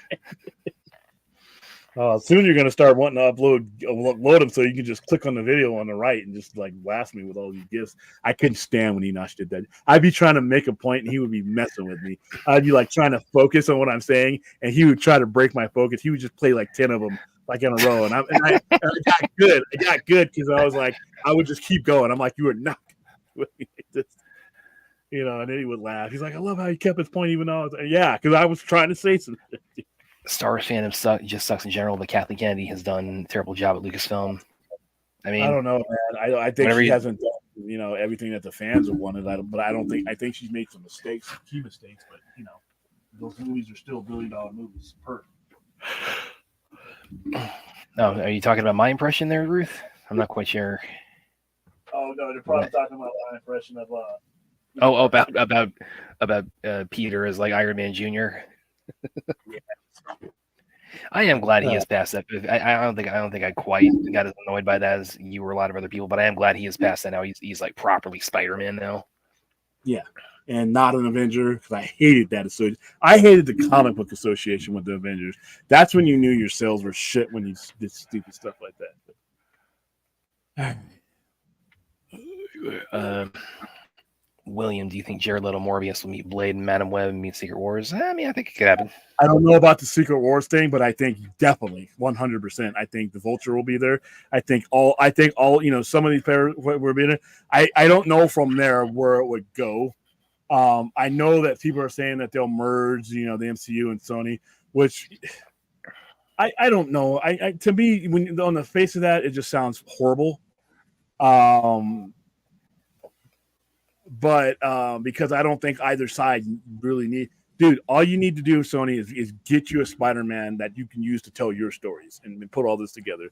I don't want to see Tom Holland Spider-Man associated with Sony's separate verse, because I think where he's going, I want to see both of these come to fruition. I don't want to see them collide. I think there's a story to be told with story. I know a lot of people are doubting it, but I'm willing to wait and see how Madam Web and all this connects. If it's going where I think it's going, I think I'm going to enjoy the story. On the flip side, I want to see with this Spider-Man that I endured all that mess to get to. I want to see where he's going. I don't want to see those paths come by. But you know what? You could have it merge. I'm not sure. I think they're rethinking a lot of this, though. I think as part of their reaction stage, I think they're rethinking the multiverse as far as the Disney point of view goes. So, well, I think kind of post No Way Home, and we're in the multiverse / Elseworlds era of CBMs, which we'll get into a little bit here on the topics on the DC side. But no, it's like I think, especially after No Way Home, with that opening so many possible, and across the Spider-Verse, opening so many possibilities where you can see more of Andrew Garfield and Tobey Maguire Spider-Man. It's like, no, I don't want them to consolidate all of that into one universe. I mean, come on, if you did that, guys. Yeah. Game over, man. Game over. Oh, goodness. Personally, I don't want to see those three on the screen ever again. I never want to see Tobey Maguire. I never want to see them cross paths again. It was special when they did it. I'm talking about individually. Yeah, individually. I would be okay with Madam Web does her thing and undoes the killing of Spider-Man, that it ends up being Andrew Garfield. I'm okay with that, and then you just go from there. But yeah, I'm willing to give all this a chance. I'm willing to give, because a lot of people are already, they got their pants, they got their belts undone, and they got their diapers loosened up, and they're ready to shit on anything that comes from Sony. I'm willing to just give it a shot. I've endured worse. So I can do that. Yeah, gentlemen, I think Ruth is taking off. So, gentlemen, have a wonderful evening. Looking forward to catching you all later today, tomorrow. I'm still confused that time. Okay, so we'll see you later, Ruth. I'll probably be on the air on the other end of your day anyway. So I'll see you then. See you later. Not crazy. Thank you, Ruth. Drop it on the Patreon streams we do sometime. Be great to have you. 2 of them tomorrow. Good Lord. Oh no. So I think she's asking Forth about the. He's saying there's yeah. So. I think Forth will probably be dropping in. Don't let me speak for you, Forth. Guys, please like and subscribe. I haven't said that in a long time. Like and subscribe to the broadcast. Also, if you feel the need, we're up to 13, which is pretty cool. This late at night, I understand that we're going to have a different time. Although we have quite a bit of people in there right now. So we're at like 20 some odd people. We're at 28 people for this time of night. We're usually done. So yeah, hit the like and subscribe button. It helps my algorithm. It'll help me. It's one of the few ways I can become one of the big boys, because you already know I've forsaken the other ways. We're not going to do the stupid shit. So we're gonna do this Little House on the Prairie style, and I'll get there slowly. But the likes and the subscribes and the sharing, it all helps. Also, if you want to contribute to my pumpkin spice frappuccino fund, you can do one of two things. You can join the Patreon. By the way, I'm really proud of how we've handled the Patreon. Yeah, I think so too. Has a lot of interaction. Some of you guys will get physical stuff that now that I have somebody who's at the store now that can do shipping stuff for me. So I got that going on. I got my sister helping with the shipping. And so we got a lot of that stuff, a lot of those mini posters and stuff that I'm going to give you guys. Anytime there's going to be anytime there's physical those virtual passes that I gave out for some of you guys went to go see Seesaw. You guys, there's we're gonna do watch parties. We've done like we're getting up there and watch parties. So I'm happy there. We got 2 more coming. We literally have 2 more Patreon watch parties tomorrow. So you guys will not be bored if you join our Patreon. There's 2 tiers. There's a Frat Fund, which is $5, and then there's a Movie Club tier that gets you in the exclusive stuff. That also gets you the movie tickets. That also gets you on certain shows where I will only have the Movie Club as host. And like I said, that helps out with equipment. That helps out with production value. That helps out with little things that you may not overtly see, but it helps. It helps. So the donation link is pinned to the top of the chat if you'd like to hit that up. And I just put the Patreon link. So we got 2 going on tomorrow. We got Godzilla, we got Monarch, Legacy of Monsters tomorrow, and we also have the Doctor Who special, and then we'll talk a little bit after that. So yeah, join up. Did Madam Web see King's future? I don't know. She may have. There's a lot of stories about Madam. I have not read all of Madam Web's stories, but she may have. But like I said, I could see where she would see possibilities of him. I don't know if she would know the nature of his lineage, outright, immediately. But it makes sense that she would. All right. I think we're all caught up on the questions. Okay, so let's see. We've done Galactus. A fourth I did want to clarify. It's going to be the next episode of Monarch, and it's going to be the new episode of Doctor Who. First up will be Monarch, which should be at 2:00, and then right after that, I might do it. I might do it at 4. It all depends on how business the days are. But I'll get them ready after the show. We're going to be watching the Doctor Who specials. So the first of 3 that one of them aired today, but I just didn't have a chance to watch it. So when I watch it tomorrow, I'll be watching it for the very first time, and then afterwards we're gonna talk about Doctor Who. I'm gonna answer as many questions as I can. I'll have my cheat sheet available, but tomorrow is about me creating more Doctor Who fans. I know a lot of you are interested in it, but it's very intimidating. It's been around 60 years. So I will help you get to where you want to go, to at least get started. Where do you go from there is on you. And then CCXP, that is this coming weekend. So you'll have people. One last one here from Rational Skeptic. Will the TVA come after Madam Web for messing with the timelines? Probably not.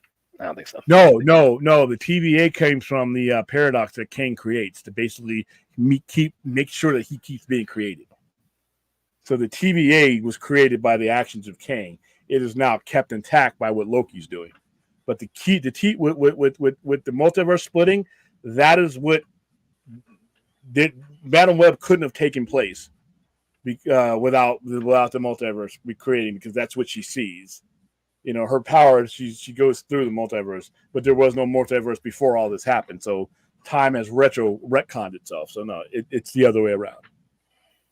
All right, so let's talk about Constantine.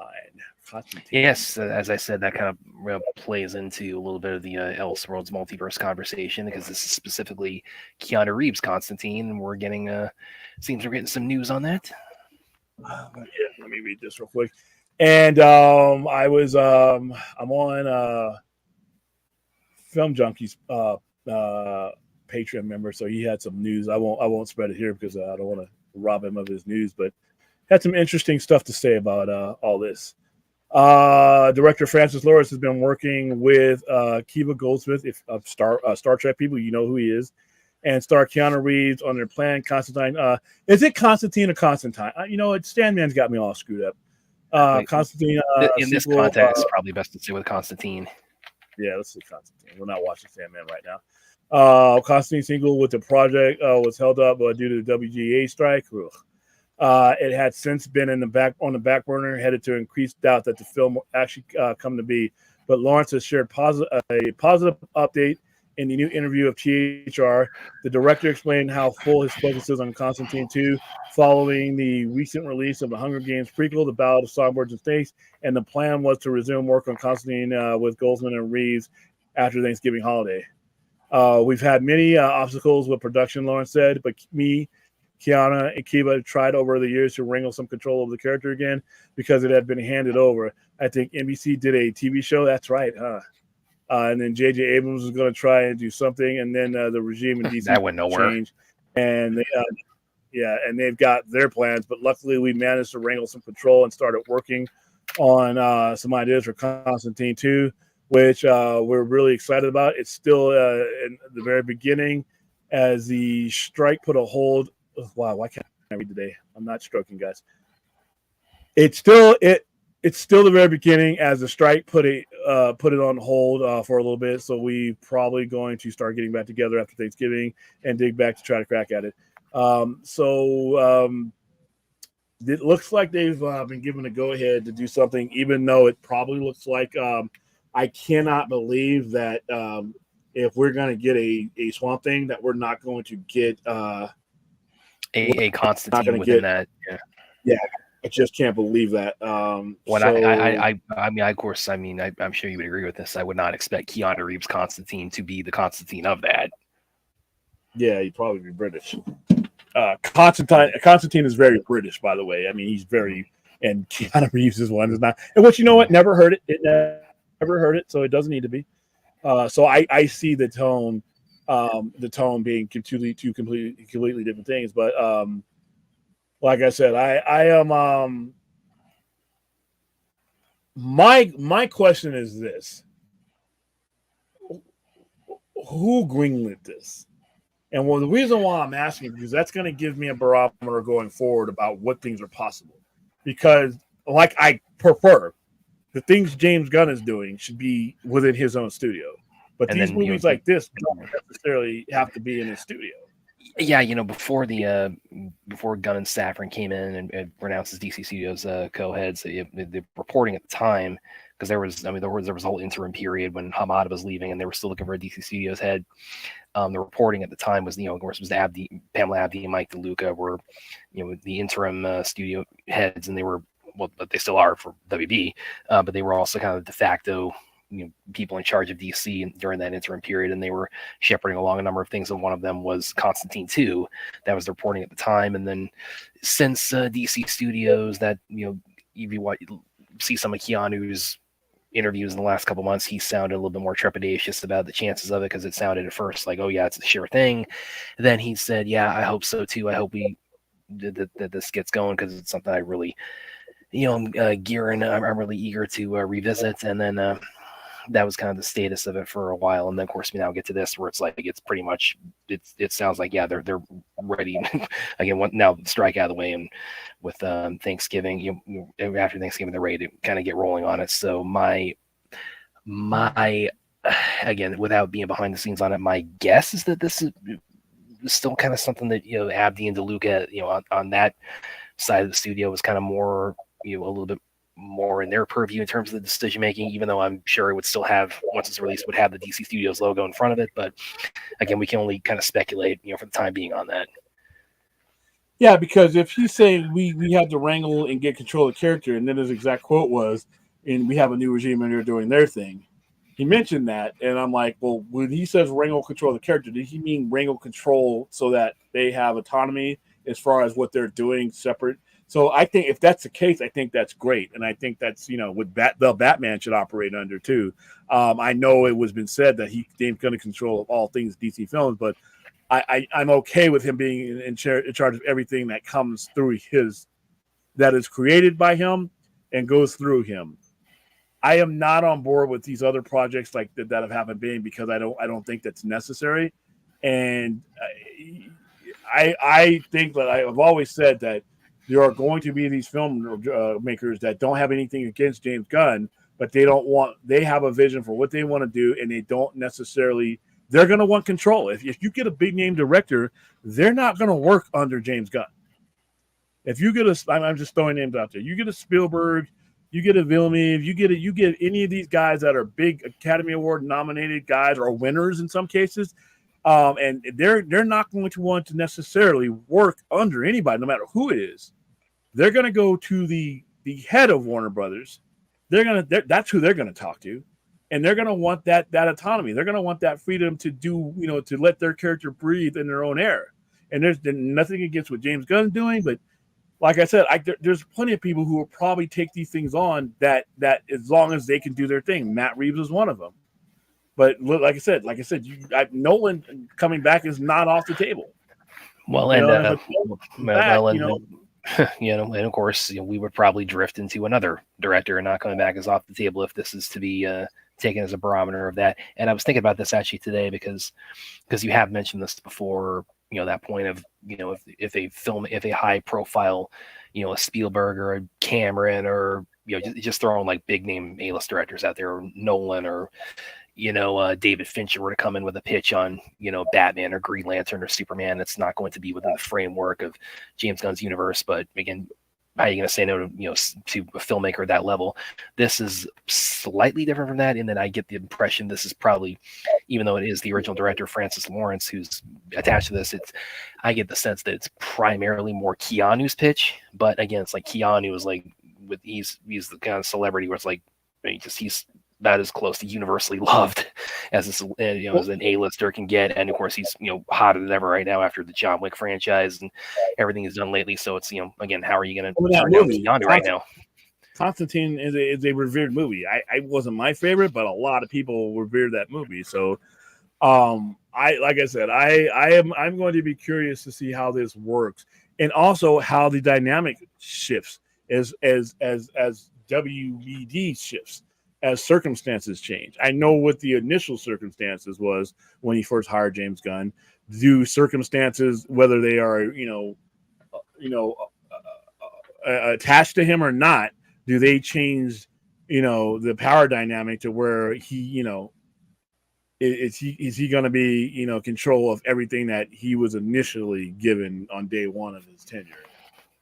Are there going to be things that might be like, what, we need something big, we need something established, we need something now type of situation, and here is something like this is established now. It's a sequel with a big name that a lot of people like. Now we're going to automatically before we could theoretically, because it doesn't take long to make a Constantine movie, you could theoretically get this movie before you got Legacy. It doesn't take 2 years to make a Constantine movie. A lot of the stuff, especially at the pace they seem to be going at with it. Yeah, the trade craft that they use to make the original one is not something that you need to spend a shitload of money on, and it's not something that you need to make a crap load of time. And it was a basic movie. So, I'm going ahead and look it up right now. And as you said initially, like the original one, it was a moderate, kind of hit in its time, but it has definitely accumulated a lot more love in the years since. And a lot of that, of course, relates to, again, Keanu. It's like he's about as close to universally beloved as any celebrity really is. Any kind of A-lister really is. Rational skeptics, I hope I never see the Beyonder in the MCU. I never wanted to see the Beyonder in comics.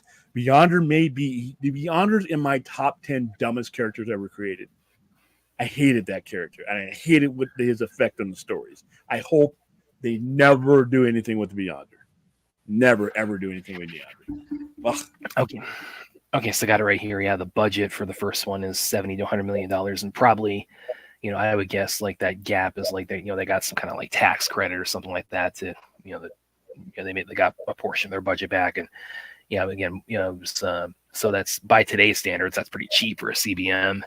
And again, it was a moderate success in its time, but it has become kind of a cult, classic, since then, partially owing to. How much did it make initially in the box office? It made $230.9. So, it did not bad. Because they did not advertise that movie. That was before the mass. What year was this? 2005? Yeah, it was 2005. Yeah. Okay, they didn't start mass. I mean, like the promotions that I'm a part of, they didn't start doing stuff like that until like 2008, 2009, 2010 is where it really kicked up. So you're talking about an era where they didn't. I mean, Batman Begins wasn't a massive, Yeah, campaign. it was. And even Batman Begins. I mean, because it was, it was a success, but it wasn't like it didn't do what we associate with like Batman box office numbers today. The X-Men movies were the same way, and Spider-Man had a massive ad campaign, but it was Spider-Man.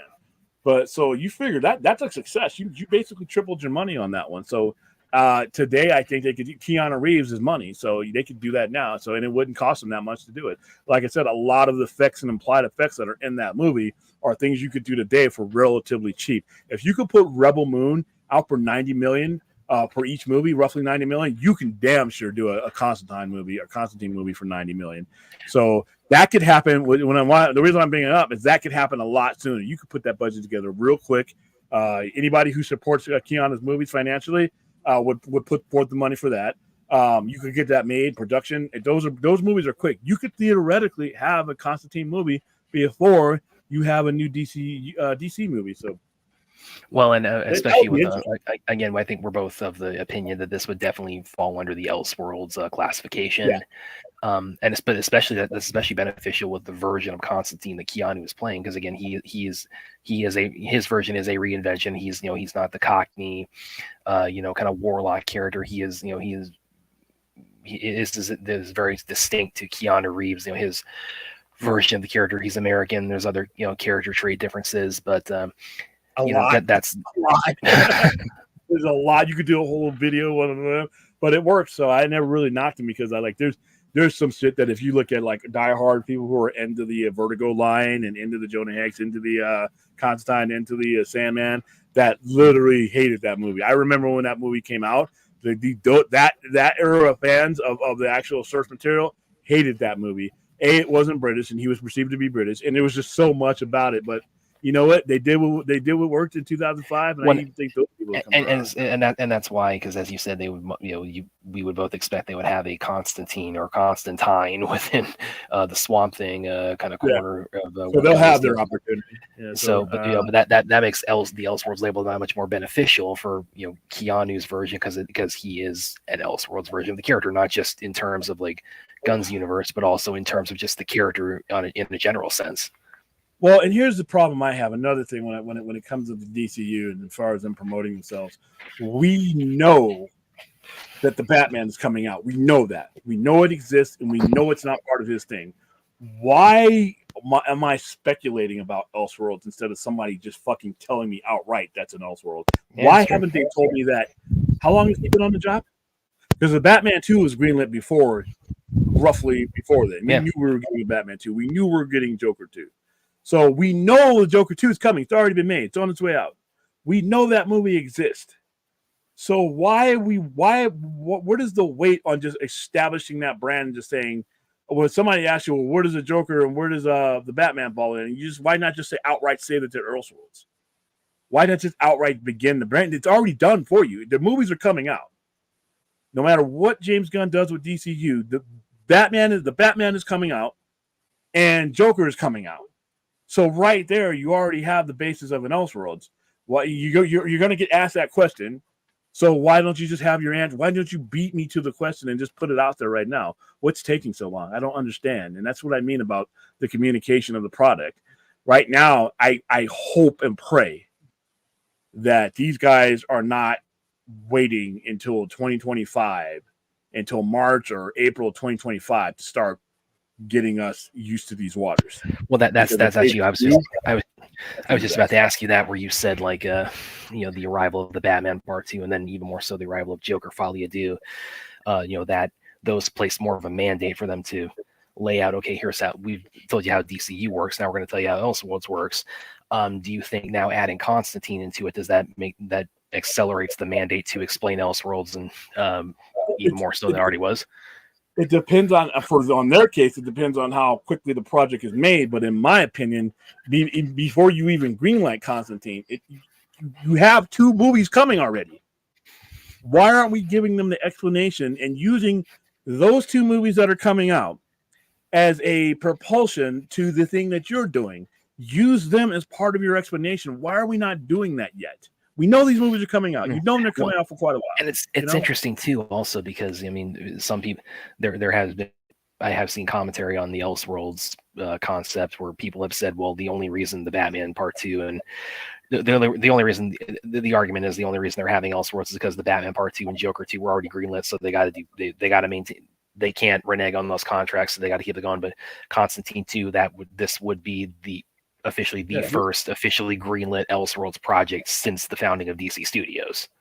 And they're not going to get away from these instances because, like I said, somebody with a bunch of awards on their mantle and a bunch of prestige and a bunch of leverage is going to come to David Zaslav, or whoever is running this, and he's going to give them his epic script. And this is going to be a guy who you don't, guy or gal, who you don't say no to. That moment is coming. And when that person comes, you need to have this established for that person. Because you're not going to want to undercut gun, but you're not going to say no to some magnet that can bring people to your studio. Especially when you've been Warner Brothers and you spent the last 10 years chasing everyone from your studio. So yeah, you want to do the script under the superhero, the IP you own, or do you want that person to take it somewhere else and just change the names legally and do some shit that goes bonkers somewhere else? No. So they need to be establishing that now. There's no way around in Elseworlds. There's no way around it unless you're going to say no to some very high-powered people who want to make. Ben Affleck comes to you and Matt Damon come to you with their production company and said, we got backers. We got financial backers for this. Whatever it is. We got financial backers for this. You're going to say no to an Academy Award-winning movie maker? Who is already a beloved Batman. Yeah, you got to, and he may not even want to do Batman. He may want to do something else, but you have to at least take that conversation and have lunch with him about it. So and fourth is addressing my point of True Brad. I'm thinking the same about why they established Elseworlds. I bet they don't greenlit. Well, but yeah, they have now greenlit. Constantine would be greenlit. Yeah. They're going ahead. Go ahead. Yeah, this is again the Batman Part 2 and Joker Folly. Those are already in place. This is now since DC Studios. This would be the first one since that it has been created as a vertical within Warner Brothers. This would be the first Elseworlds project that has officially been greenlit and is moving forward. So, yeah. And also, if you're Zaslav and you're not quite sure how this DCU would go out, you may want to keep your options open as far as going forward with something. So. Yeah, one interesting. Hold on, he had this one up here real quick before he needs to go to the Green Goblin second film. First film needs to be the Chameleon. I could go with that. And Chameleon, hey, guess what? Amazing Spider-Man #1 is his very first villain that Peter ever faced. The Chameleon, and the Fantastic Four is in that episode. Guess what? Should have already been there. All right, but yeah, I lost my train of thought there actually while you're saying all that, so I might need to get it back. Let's keep going through some of these comments until I get it back. Why is Joker 2 so far away a year? It's not like it's effect. I have kind of wondered at myself, to be perfectly honest. I mean, because it's not. It's done. Yeah, so it's like maybe they just wanted to like let it have some room to breathe. Okay. Now here's the train of thought. Also, by the way, that I just got back. The interesting thing too about Constantine is that. It would be like it potentially. I haven't seen it in a minute, but did Papa Midnight die in? Because it's been a while since I've seen the Keanu's cousin. Yeah, he doesn't. He does not die in it though, does he? I don't think he does.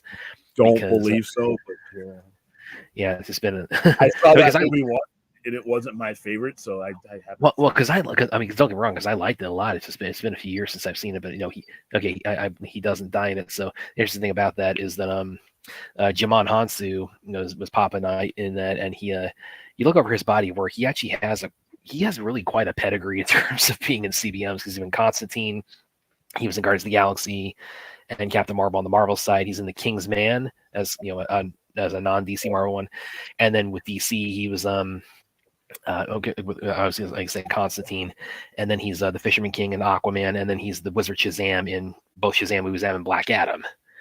So he's actually got a lot of cred as far as like being within DC's multiverse, as far as like his presence there. All right, let's see. Just getting back in the Doctor Who. I'm just looking through some of the things. Yeah.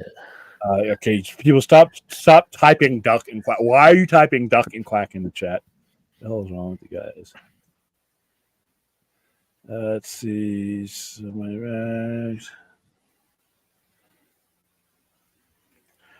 No, I thought it was pretty lame.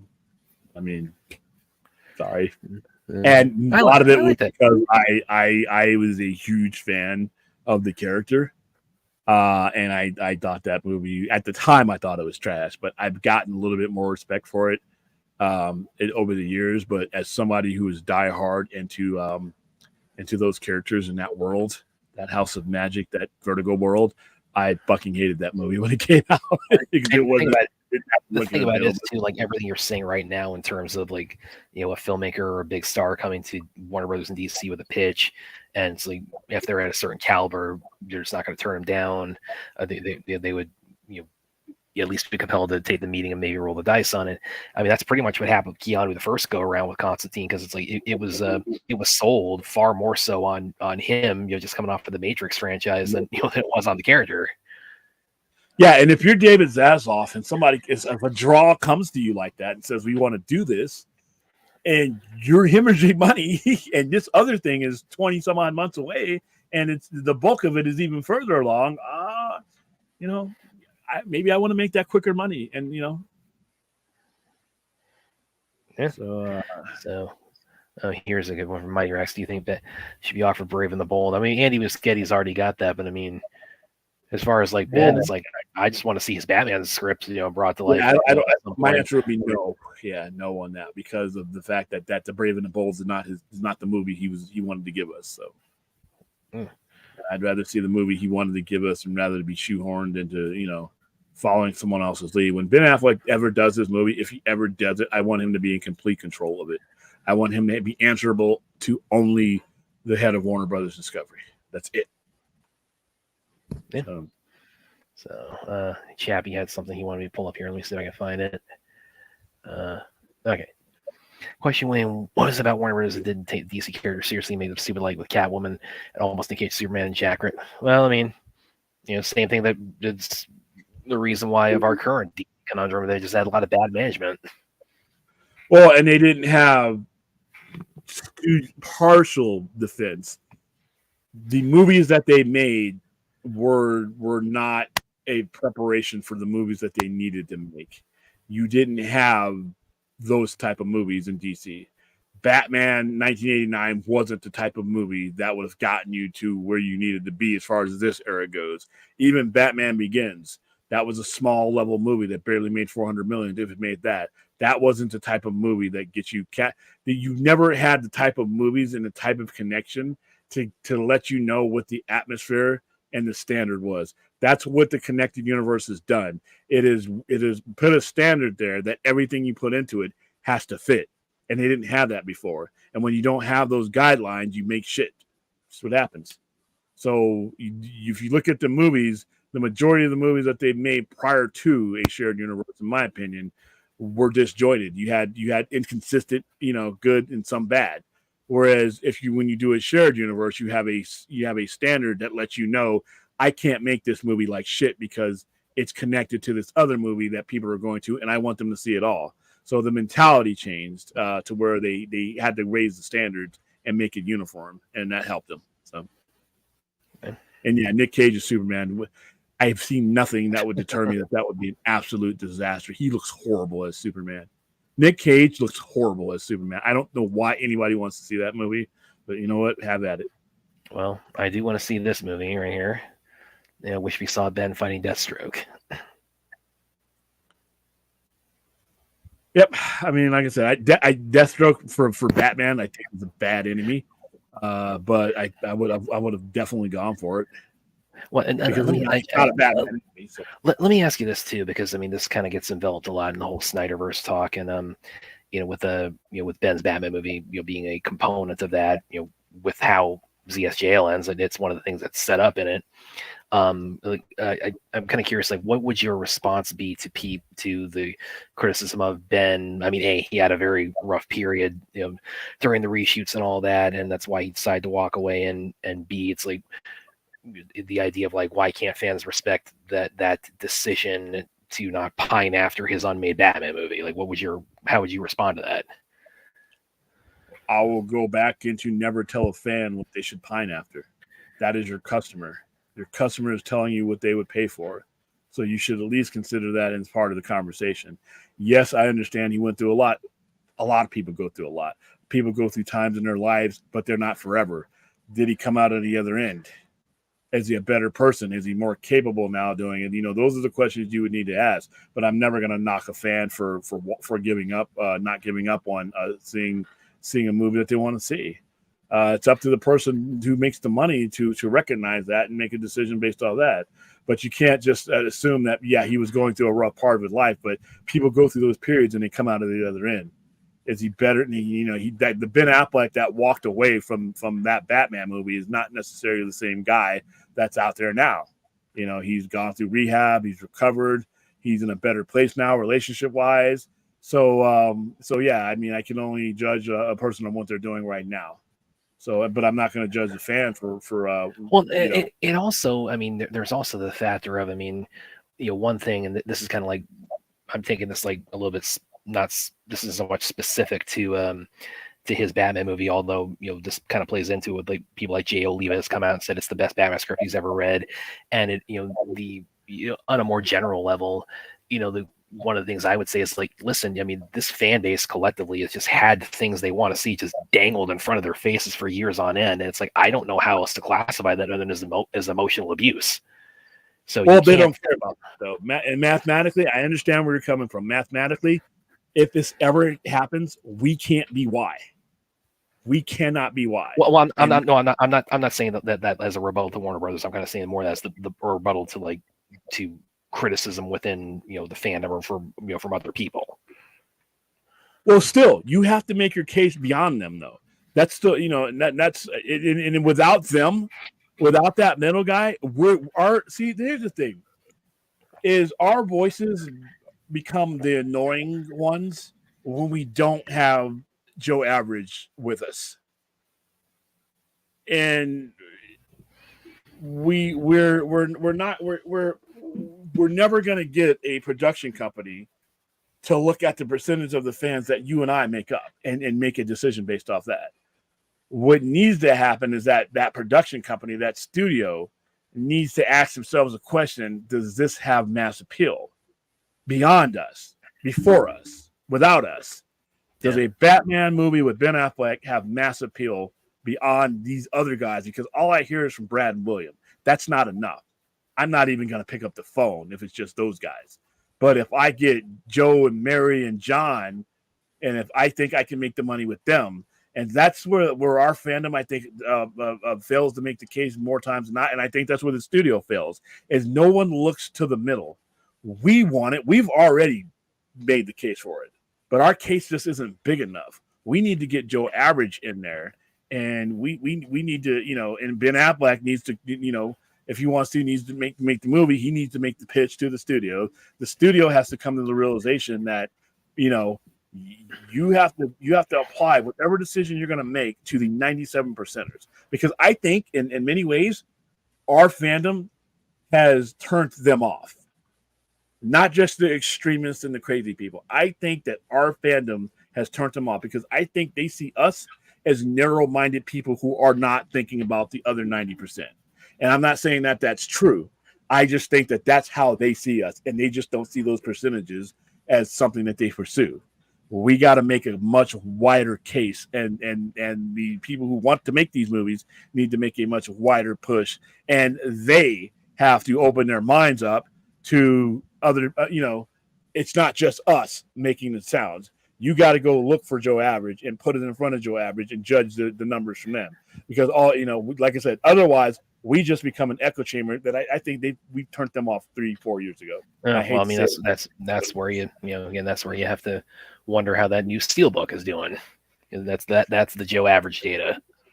Well, that, and well, also what it's going to do in the what can they make on all different levels? Like right now, if you're Zaslav and you're lying to everybody saying, "Hey, we want to put everything on the big screen," okay, then let's see what will work on the big screen. Though you haven't asked the question of would any of this work? You're flying all these weather balloons for all this bullshit, and then finding out the barometer there. But why don't you find out? Why don't you take all these marketing geniuses, everything that you have, and find out whether these things are viable or not? You know, you have the means to do that. You're a fucking studio. You're a multimedia conglomerate. Find out what your audiences wants and see, you know, and then as they see, it's not just us 3%ers. We're the ones talking right now.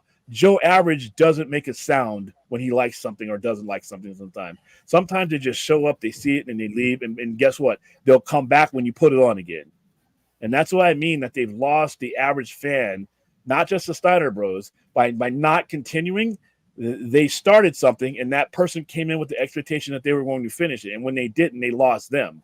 They need to get them as part of the conversation as much as us. Us, we're just not enough. And it sucks, but, you know, we need to understand this. But the other, you know, kind of analogy I would give, like talking to, in terms of like the answer to, you know, the skepticism I was referring to, it's like, why are you still chasing after this?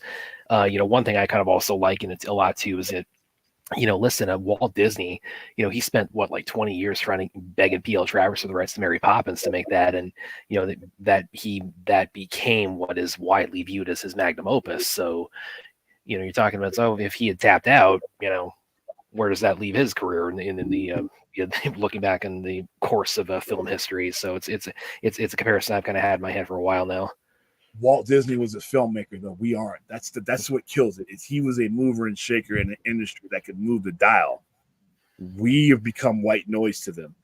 Walt Disney may have had an uphill battle, but more and more, because he was in the business, because he was Walt Disney, because each time he asked, he had more leverage in the industry than he did the last time he did. He could eventually make that happen. See, right now, we need the leverage to make this happen. We need the idea to get out there to the masses and them be intrigued by it. And we need Ben Affleck to come down to Warner Brothers Studio and say, this is what I got going. He needs to be the Walt Disney in this case, but he's not doing it. It's not in his interest right now. So you also have to, even with the steelbooks and all that, we have to hope that they're looking at these analytics, though, because remember, the previous regime could not have been. And to be quite honest with you, analytics didn't mean as much to Zaslav because you hired a guy that the only movie he made for you and that your company that you now run was a massive loss. So I don't know if he's at the point where he's ready to just assume that, you know, we're out there. But like I said, that's a start. I mean, if stuff is selling, that's a start. Now, what's your next step? These movies that are on Netflix now, under in a couple days now, yeah. Let's see where that goes and gets us, and let's see if that's, you know, generating, you know, if that's trending with the masses more than the casting of this or that. Maybe you start looking at a backup plan to where, you know, but they got to have somebody. You have to know what a win is. You have to know what you're looking at. I don't know if they're at the point where they know what they're looking at. What is going to make a successful trend? What is going to make a successful franchise? You know, I don't know if they're there yet with that because, you know, some of the decisions that they've made tell me no, they are not. So, Fourth has a couple here that are actually unusually sincere on Fourth's part. So, Ben Affleck's solo would have more appeal than Battinson. Even here's a BBS say Battinson. Well, Battinson's great too, but you know. Yeah, Music Man. Hold on, real quick. Let me get this real quick. Okay. Am I awful? You need to add some to that because I don't think Brad is awful. I don't think I'm awful. Film Junkie's not awful. Wonder Meg, all these people that are Snyder fans, I've yet to see anything awful come from them. You guys got to stop letting the extremists dictate the conversation. That's what I'm just saying with these guys. Those guys see us as 1 or 2%ers. And of that percentage, you got some people who do not conduct themselves very well. But those guys are the ones that get the attention. And so, and then you have, when you type because of the Snyder fans, I am a Snyder fan. Have I ever been awful to you? Has Brad ever been awful to you? Have we ever done anything but conduct ourselves in a professional manner? And what people have to understand, and the studios need to understand this too, is we're out there. We're of that fandom. We're the majority of that fandom. So stop listening to these guys that may do some stuff that I think there's also a point I would want to raise in that too. this is maybe I wouldn't ordinarily make this, but it's worth I think with the Warner Brothers to kind of look inward and say, listen, everything that happened in the behind the scenes jail situation with Whedon and the reshoots and the movie getting torn to shreds while Zach and Deborah were grieving the loss of their child, all due respect, WB, but you aren't exactly in a position to be criticizing people for toxic behavior after these past few years. Yeah, but they're not going to listen to that. They're not. I get that, but it's just a point I feel I want to get out there. Yeah, they're going to basically look at you and like you were talking in an alien language. And be honest with you, like I said, and most of that history is not there. Some of it is, but most of it's not. Can the box office of Aquaman determine decisions for what to make? I don't know. I used to be able to tell you something like that, but I don't know because I don't know. Narratively, maybe it should, maybe it shouldn't, but business-wise, it all depends on what Warner Brothers our financial needs are. If David Zaslav or the people who back him say we need to get this going now and a lot quicker, maybe yes. And for every YouTuber and Twitter head that says no, he's going to keep this, you not fucking know what's happening in these boardrooms. None of us do. So, well, and also, I think it's also worth mentioning how much the box office situation has changed post COVID and post strike and all that. Where again, it's like with the rise of streaming, they're just not putting out good stuff. The entire paradigm of the box office conversation just has to be different than it was a half decade ago. I mean, it's just the nature of it's just the reality of the world at this point. A couple more from fourth here. There were trades and ideologies working against our fandom that make us look bad. Feminist groups instantly said it was toxic. Snyder got released. Same with when they changed the Sonic character. They focused on small toxic groups, made it sound like the entire fandom was rotten. I mean, yeah, I think I'm with you there. Yeah, I think I'm definitely with you there on that fourth. No argument there. It can be done right. It just wasn't. Music Man has a follow-up to that. No, not you guys or anyone like you. I apologize for that. Still, some fans are horrible and made me leave. It made a lot of people, Zach's product look bad. And yeah, there are definitely some knuckleheads in the fandom. I mean, it's like we could probably name some names on here. Yeah. Are the absolutists. The absolutists are the ones that get me. It's like, in order to get this ever done, I need to take the first step. If somebody gives me a 12-issue graphic novel miniseries, fucking take it and run with it. All right. Every fan who ever wants to see another inch of the story, whatever form that they give it to you, take it, polarize the shit out of it, spread it to every man, woman, and child that you come into contact with, and let them know to look at that data. So they're like, wow, Jim Lee, you're head of DC. You just made a Apocalypse, story arc, and you sold it as 12 minutes, and it's sold out. The books are going up in price. They're in second and third printings. That's data because guess what? They work in the same office and they got the same phones. They can call each other and be like, hey, James, this is Jim Lee. Let me send this over to this email and show you. You see these numbers on this? You see these numbers on that? I think we may have something here. So now we start throwing ideas around. But we can't do that if we got people saying, holy, live action or nothing. No. Listen, for the most part, it's, especially the earlier stuff, but the modern stuff I'm okay with. But for the most part, DC animation, my life wouldn't be changed at all if it never existed. Not one bit. But if somebody comes to me and says, hey, you know what? We're gonna make an animated movie and wrap all this stuff, and we're gonna put it on here. And you know what I'm gonna do? I'm gonna say thank you, and I'm gonna let every mammal that can use a remote, that can put in data. I'm gonna let everybody know that's gonna be my hashtag. Whatever you put it out, I'm gonna push the hell out of it because you know what? That's where it starts. There are comic book adaptations. They started somewhere. So why would anybody be against a comic book adaptation first and then the movie later? Take one step at a time. And now, to be clear, I mean, William, again, as a comic book store owner, is speaking with some level of bias on this. But joking aside, there is also things I thought about on this too. I mean, there is a way to almost like kind of test the waters on it a bit because Zach has said, there were discussions about like tie-in stories of things like the Joker stealing a mother box of the Nightmare Future to set up the cosmic treadmill and things along those lines. So it's like that's not even necessarily like the main story. So there are ways you could do something like that as a way to kind of just put your feelers out or test the waters. And if this did gangbusters, maybe that tells us this is something we should pursue. And I have zero doubt that you put Zach's name on, even if he's not like whatever capacity he would be coordinating it or however, it's like I have zero doubt that would do crazy numbers. He doesn't have to. I'm another with the absolute is, well, if he's not directing it, I don't want. I'm like, if he's executive producer on it and he clears the script, I'm on board. The guy's busy, and everybody say, well, he's too busy. He's at networks and in Netflix and he's happy. Why don't you guys just want him to be happy? Once again, and I'm going to say this over and over again. It might branch over to never tell a prospective customer what they should be into and what they should pursue. You may as well just tell them not to give you any money ever. All right. Me as a consumer, it's not up to me to worry about the workload of a content creator that I like. All right. I like Ridley Scott. He's 84 years old. He's constantly that guy's. Yeah, I hope when I'm that age, that's like I have that kind of drive. You know what I say as a fan? Hey, Ridley, keep pumping him out. Now, it's up to him to be like, oh, I got to slow down. I can't do this anymore. But it's not up to me and anybody else to tell me, oh, he's happy over there. Listen, so I still want the content. I'm the market.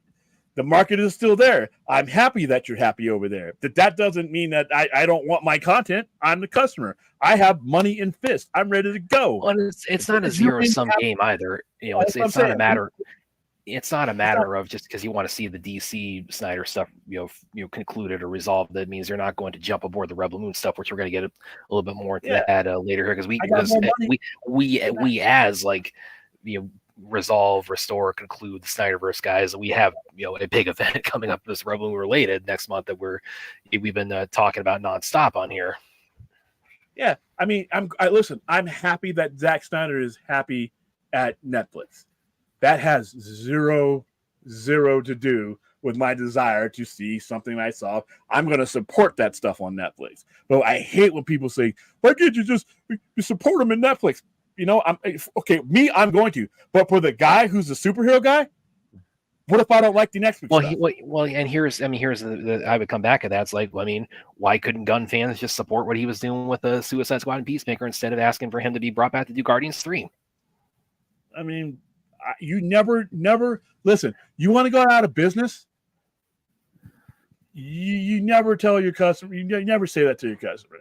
And these shepherds, these fans that think it's that's their duty in life to tell you, to be happy that somebody's happy. Someone get the fuck out of my face.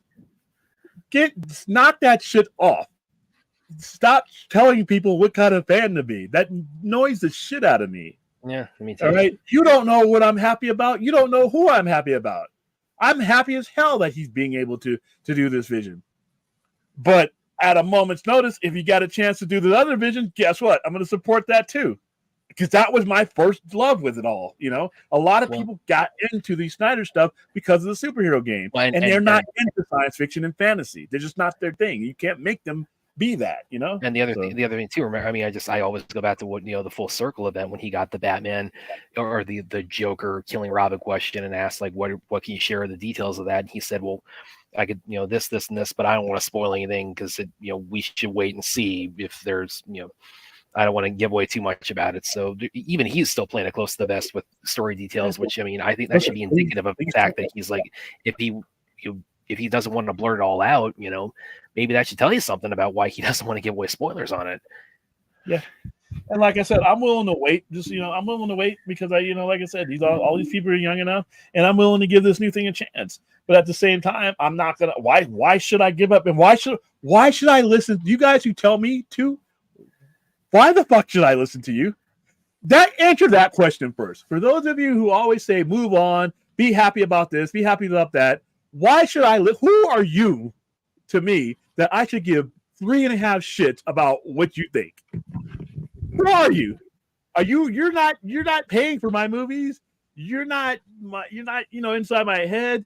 And that's why I always say, fans, good, real fans never do that. You don't do that. You don't berate somebody about their passion, no matter what it is, as long as they ain't hurting anybody. But who are you to tell me I should be happy about somebody? About any? Who are you? We are nothing to each other in that regards. We are a collective fan base, but we are not instructors of each other. If I want to pursue whatever the hell I want to pursue for as long as I want to pursue it, I don't need to hear from you. I don't need you calling me names. I don't need you calling me toxic. I don't care if you know somebody who's toxic. Talk to that guy directly. That's it.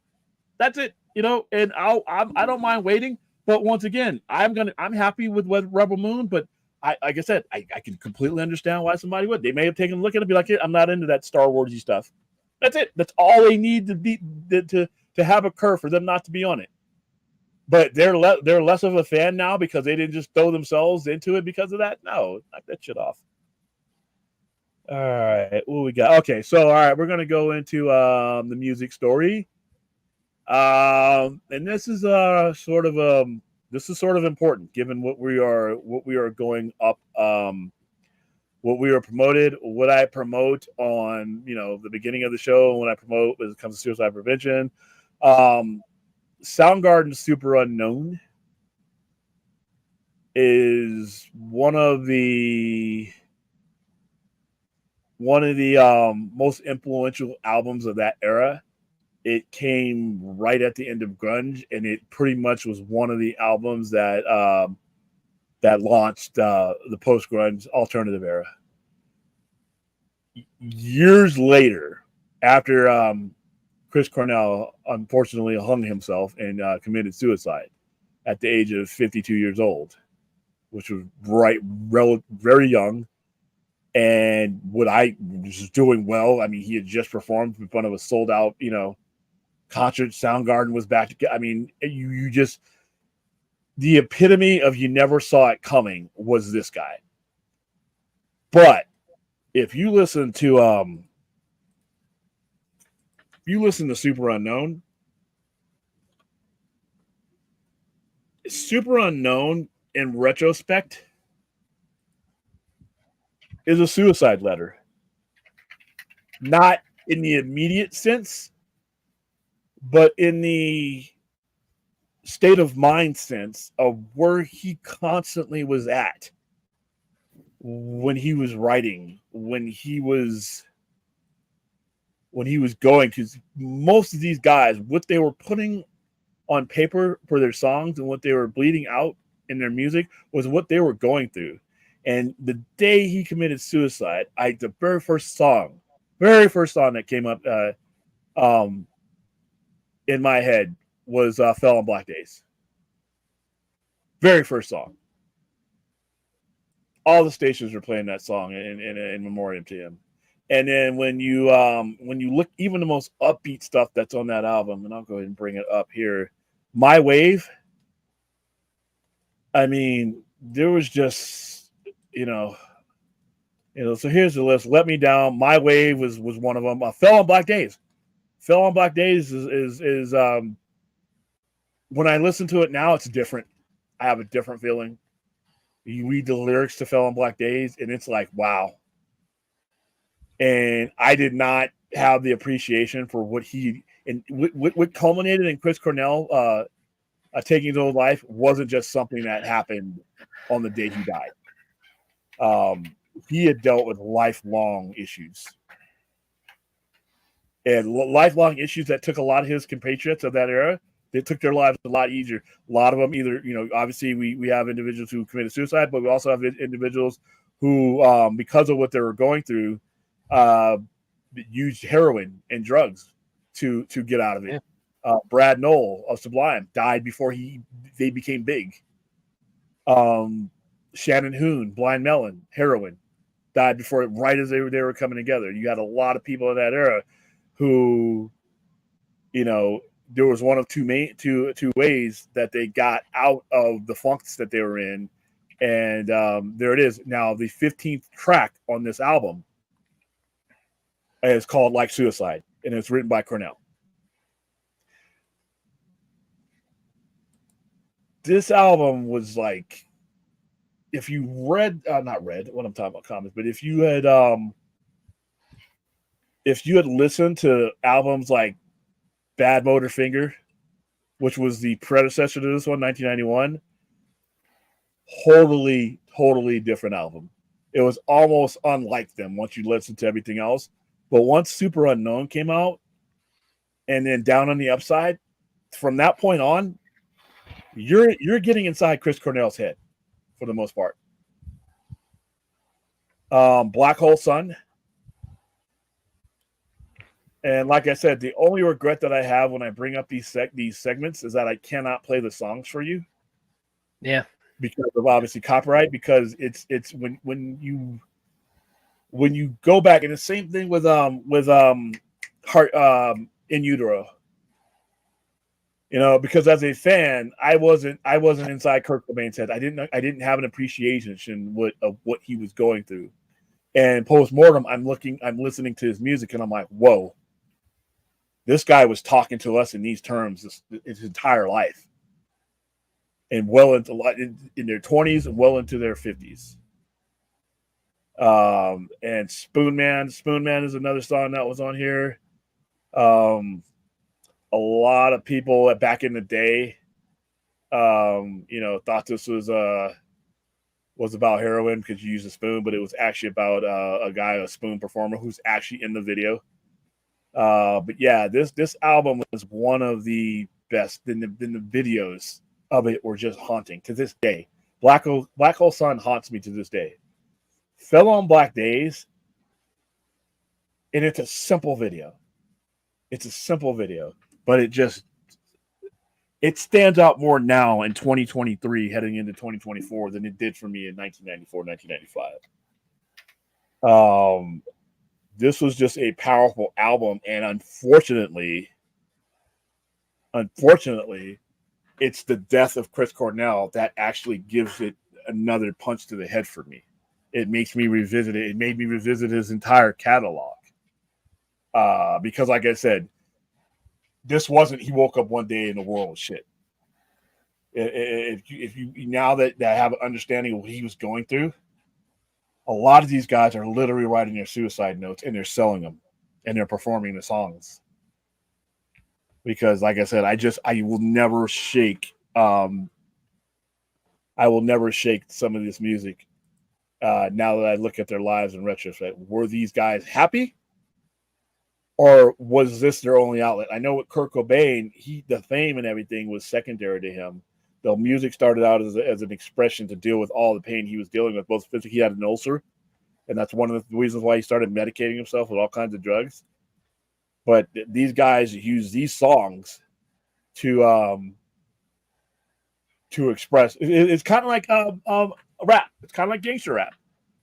NWA was rapping about things that were going on around them. When they're rapping, there may have been some exaggeration here or there, but if you were living in South Central LA during the time that they were, these are things that were happening. Tupac was rapping about things that he was looking around and seeing in Oakland.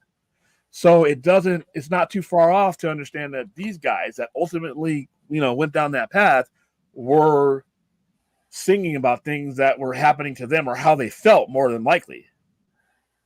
And I'm just listening to the music. I'm going to the concerts. I'm buying the t-shirts. And I'm like, these guys are poets. These guys are, I'm not making that connection to these songs and these lyrics to the actual mental state that they were expressing.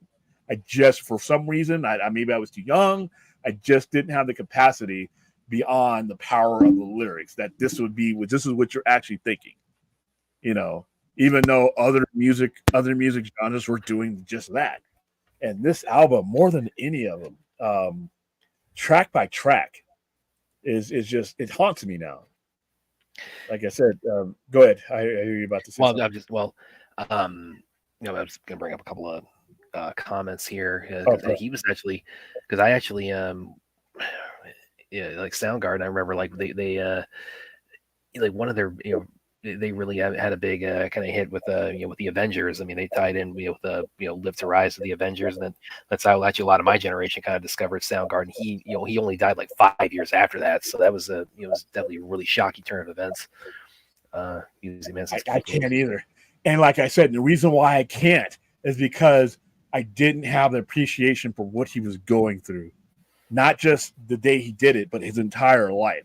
That was a culminative decision of a lifelong depression that, like I said, you're at a concert that you just sold out. You just did what you loved doing. You're performing. Everything's okay. You got your woman. You got your daughter, your young daughter. You got everything you have. You're 52, 53 years old. Whatever you've gone through, you think that, I'm thinking there's just nothing that can touch this guy. He's endured it. He survived it.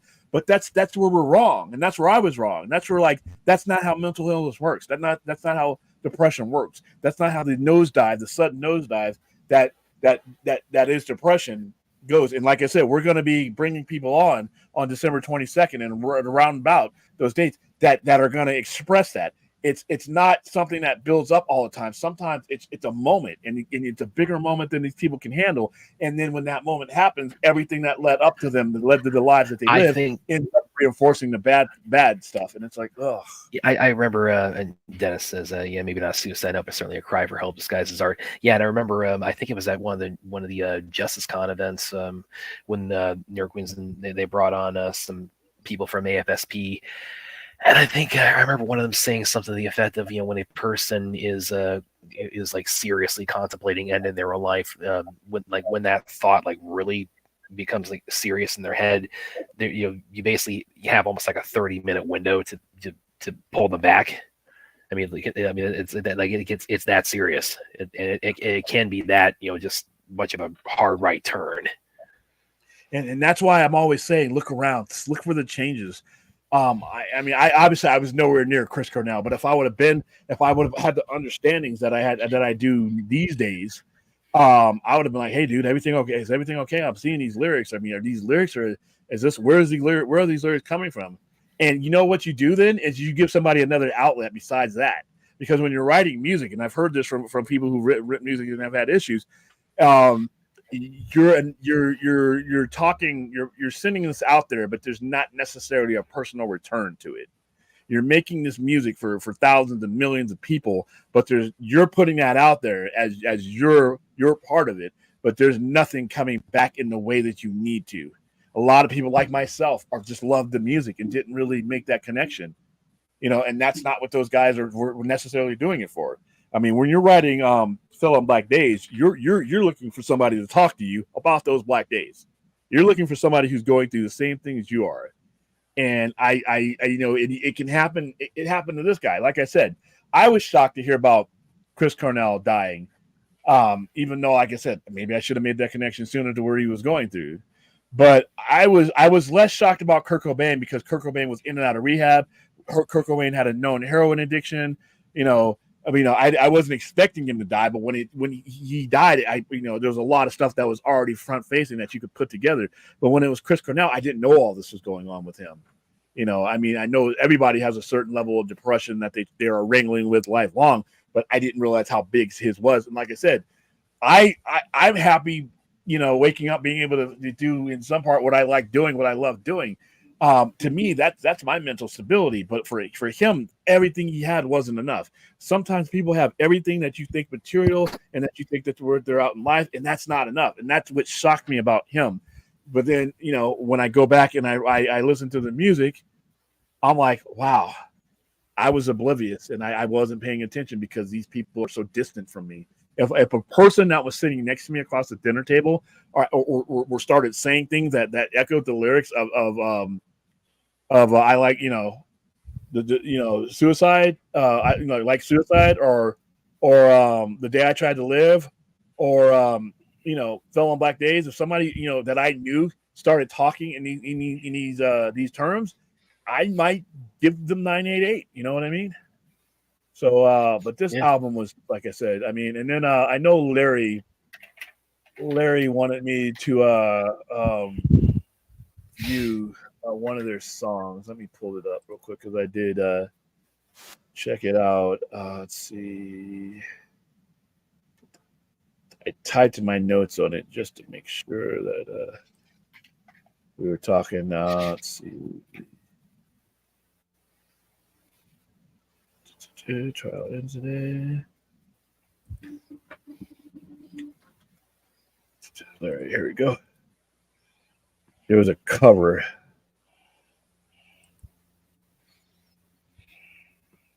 Yeah, I got to bring it up again, Larry, if you're in there, because he sent me. Let me bring it up again because I was listening to a lot of Soundgarden today because I was going to try to.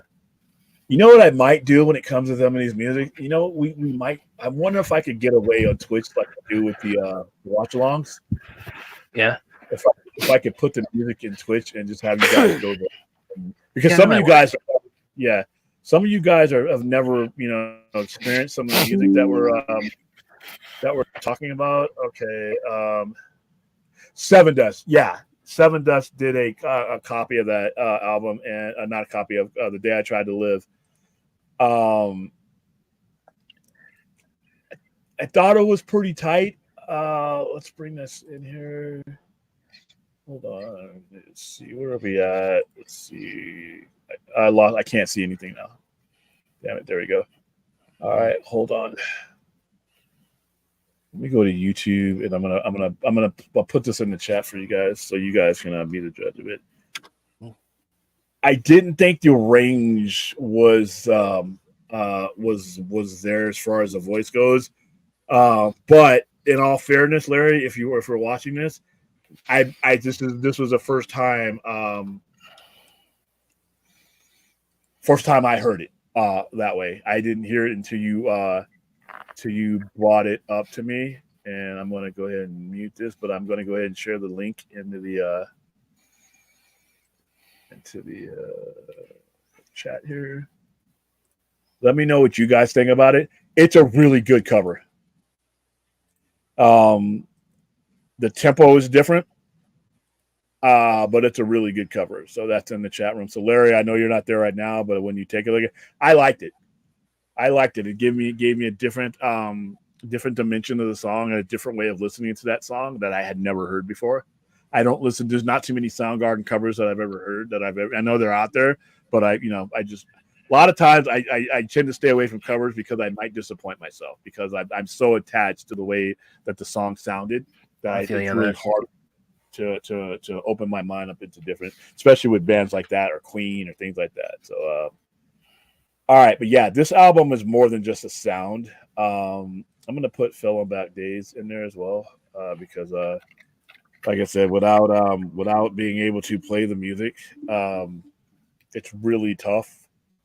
And like I said, the video is in black and white, and it goes in phases. It's like I said, it's his range and his voice here. It's something else. And like I said, for all the stuff that was coming out in the movies, and not the movies, in the alternative landscape and the post-grunge landscape and the grunge landscape, it was hard to find things that didn't have a uniform sound. This was one of them. So, all right, well, that was my Turning Point movie. And our last topic, believe it or not, is my announcement of Rebel Moon. I'm not done with the graphic yet because I got some logos and stuff that I need to add on there. But on December 22nd, and this will be posted everywhere, December 22nd at 4 p.m. That is when we were going to start our pre-show. That is where we're going to start our show. Pacific time, right? Pacific time. So we are going to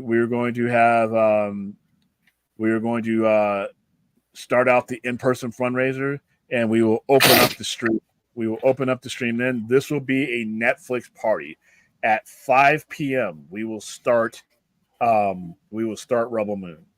And it's going to be a Netflix party, unlike what we've done before with the Twitch and everything, because we're going to do this on the up and up. And Netflix parties are completely legal. You have to have Netflix to be watching it, but we are going to do a watch along,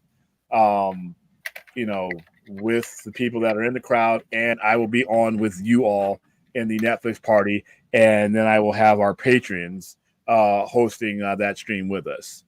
I've reached out to members of AFSP, the Veterans Associations, suicide awareness and suicide.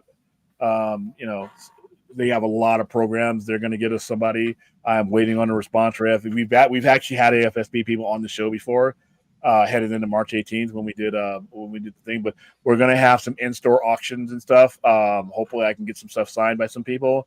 And we're going to open up bidding right around 4:00. We're going to have one before. We're going to have that one that runs through the movie. So there will be items that you can bid on while we were watching the movie, and we'll do auctions that way. And then we'll do auctions as far as afterwards. I'm going to have raffle tickets that you do not have to get with me. You can just purchase things online, and that money is going to go directly to the associations that we're going to be up with. We will have a YouTube gives will be the link that we have inside the chat. So if you want to donate while the stream is going on, if you want to make bids or anything like that, you will be able to do so through YouTube Give, and they give 100% of the money to whatever charity that we direct them to. We don't have to touch it; they handle it. Since it's a charity, nothing comes off the top, so it goes 100% goes to whoever, whether it's AFSP, the VA, anybody that goes like that. We're also going to be talking about awareness and, like I said, bringing on people like that. Hopefully, we have some guests, and then this next month, I will be doing my best to bring on people who are associated with the movie. Plan on me striking out completely, but I'm going to try, not for lack of effort. I'm going to send the links out to people. I'm going to send the invites out to people, and whoever we get, we'll be grateful for. But if we don't get anybody, then the mission still remains the same. So. Well, and aside from that, we are also, and this is we don't necessarily we're not necessarily despairing chances on this, but we have also both been reaching out to other podcasters, YouTubers, and people of that nature in the community, to participate in the event. So you can also expect to see more than just our pretty faces on there. You can probably see a lot of familiar people from through YouTube or podcasts you may follow or have followed throughout this whole journey from the Snyder Cut to Rebel Moon. There should be some familiar faces along for the ride with us on that.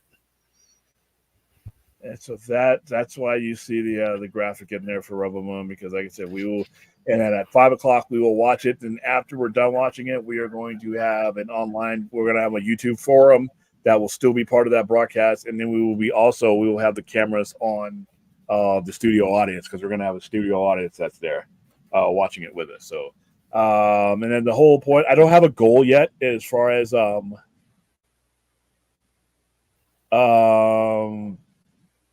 that black out. Okay. But I haven't put out a figure yet that we're trying to reach. I don't know if I should, but eventually we will. But it won't matter. I mean, we'll raise as much as we can, and we'll put out as much awareness as we can.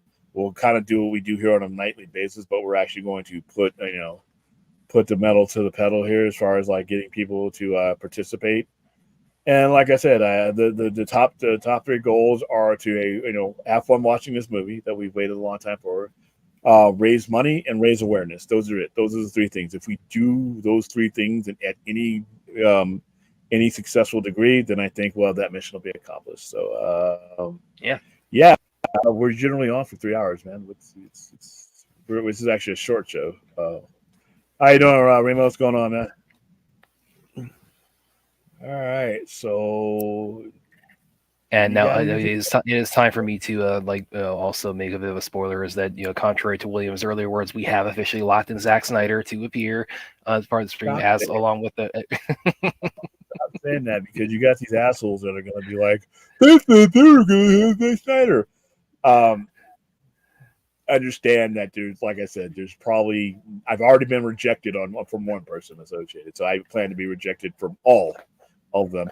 But that doesn't mean, like I said, 90% of life, 90% of any success I've had started out with the majority of rejections, and no one ever sees the no's and the rejections you get. No one ever publishes them. You only go forth with the person that say yes. I mean, and if you can get 3 yeses, the other 97 that said no really don't matter to me. So, but I expect 0 yeses. So once again, it doesn't change the mission. Watch the movie, enjoy the movie, raise money, raise awareness. Movie, money, awareness. Movie, money, in no particular order. I mean, it's no particular order. So that's going to be the mission. The event is called Rebel Moon Lifeline and Awareness Event. That's the official title. You guys will see. I don't know how far ahead I can make the stream live or make it go. But I will try to make the event and see if YouTube makes our stream yards allows me to make the event out. If so, I will make it tomorrow.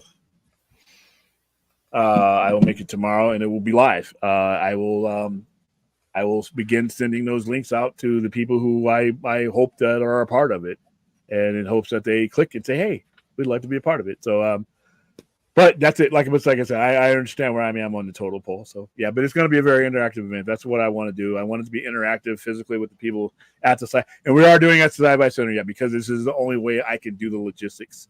We were originally going to rent out a Galaxy Theater, which is right around the corner from the store, but to be able for the event to flow the way I need it, I need to have everything at arm's length, and I need to be in my own domain, and we got enough seats. Yeah, so it is going to be basically a combo online and in-person event. So if you're in Vegas, you can actually drop in the Sci-Fi Center and actually be on the ground there with William in there. But otherwise, we will have an online apparatus to participate in for it. Yeah, and the cameras, you guys will be able to actually see me interact with our crowd. I'm going to go to each one of them and say, "Hey, what did you think about the movie? Did you like it? All this kind of stuff. Have you ever had any issues with so that you've made it through that kind of make these things on fire?" I mean, we're going to talk, and then like I said, we're going to do the people. I hope to have things that are exclusively for the online auction and things that are exclusive for the in-store auction. Hopefully, some of them will be the same, but we'll have cool stuff for everybody that wants to donate, and then like I said, we'll have a QR code up on the screen, so no one at the actual at the center has to give me any cash. I prefer it that way. We will have a QR code that leads to the charity that we want you to donate to, and that who's getting the money, and you'll be able to use your phone to do it right then and there. It's really easy. What we're going to set up, kind of like the QR code that's down on the lower right of me right now. The entire time on the screen, when the movie screen, we'll have that QR code on there when the movie's not showing, but we'll also have signs all throughout the store so that you guys can, you guys who are there will be able to scan. The other guys that are going to be watching it through YouTube, you'll have it. It'll be pinned to the top. Now, if we end up having multiple charities, then we'll have it pinned to the top, and we'll have QR codes that you like, just like right now. If you weren't looking at this banner here, you would literally be able to scan that QR code, and that QR code goes to my like I said, I do it right now. That QR code, that one goes right to our website, so that you can join all of our social media and everything else. But I'm going to show you guys right now. There you go. So show options and open link, and then we use flow code, and then you go right to my website. So you'll be able to do that. If we do multiple charities, or one of the charities will be to that, and then the other one will be linked to the top of the page, like kind of like my Streamlabs tip link that you guys probably should use right now. It'll be pinned just like that. And then, like I said, so if we have a one for the military or VA one, and we have one for AFSB, one of them will be pinned to the top, and the other one will be pinned. And then also YouTube itself has will have the donation link that automatically, once I make it a charity stream, it automatically includes those links. So we will have several ones that you guys can donate to.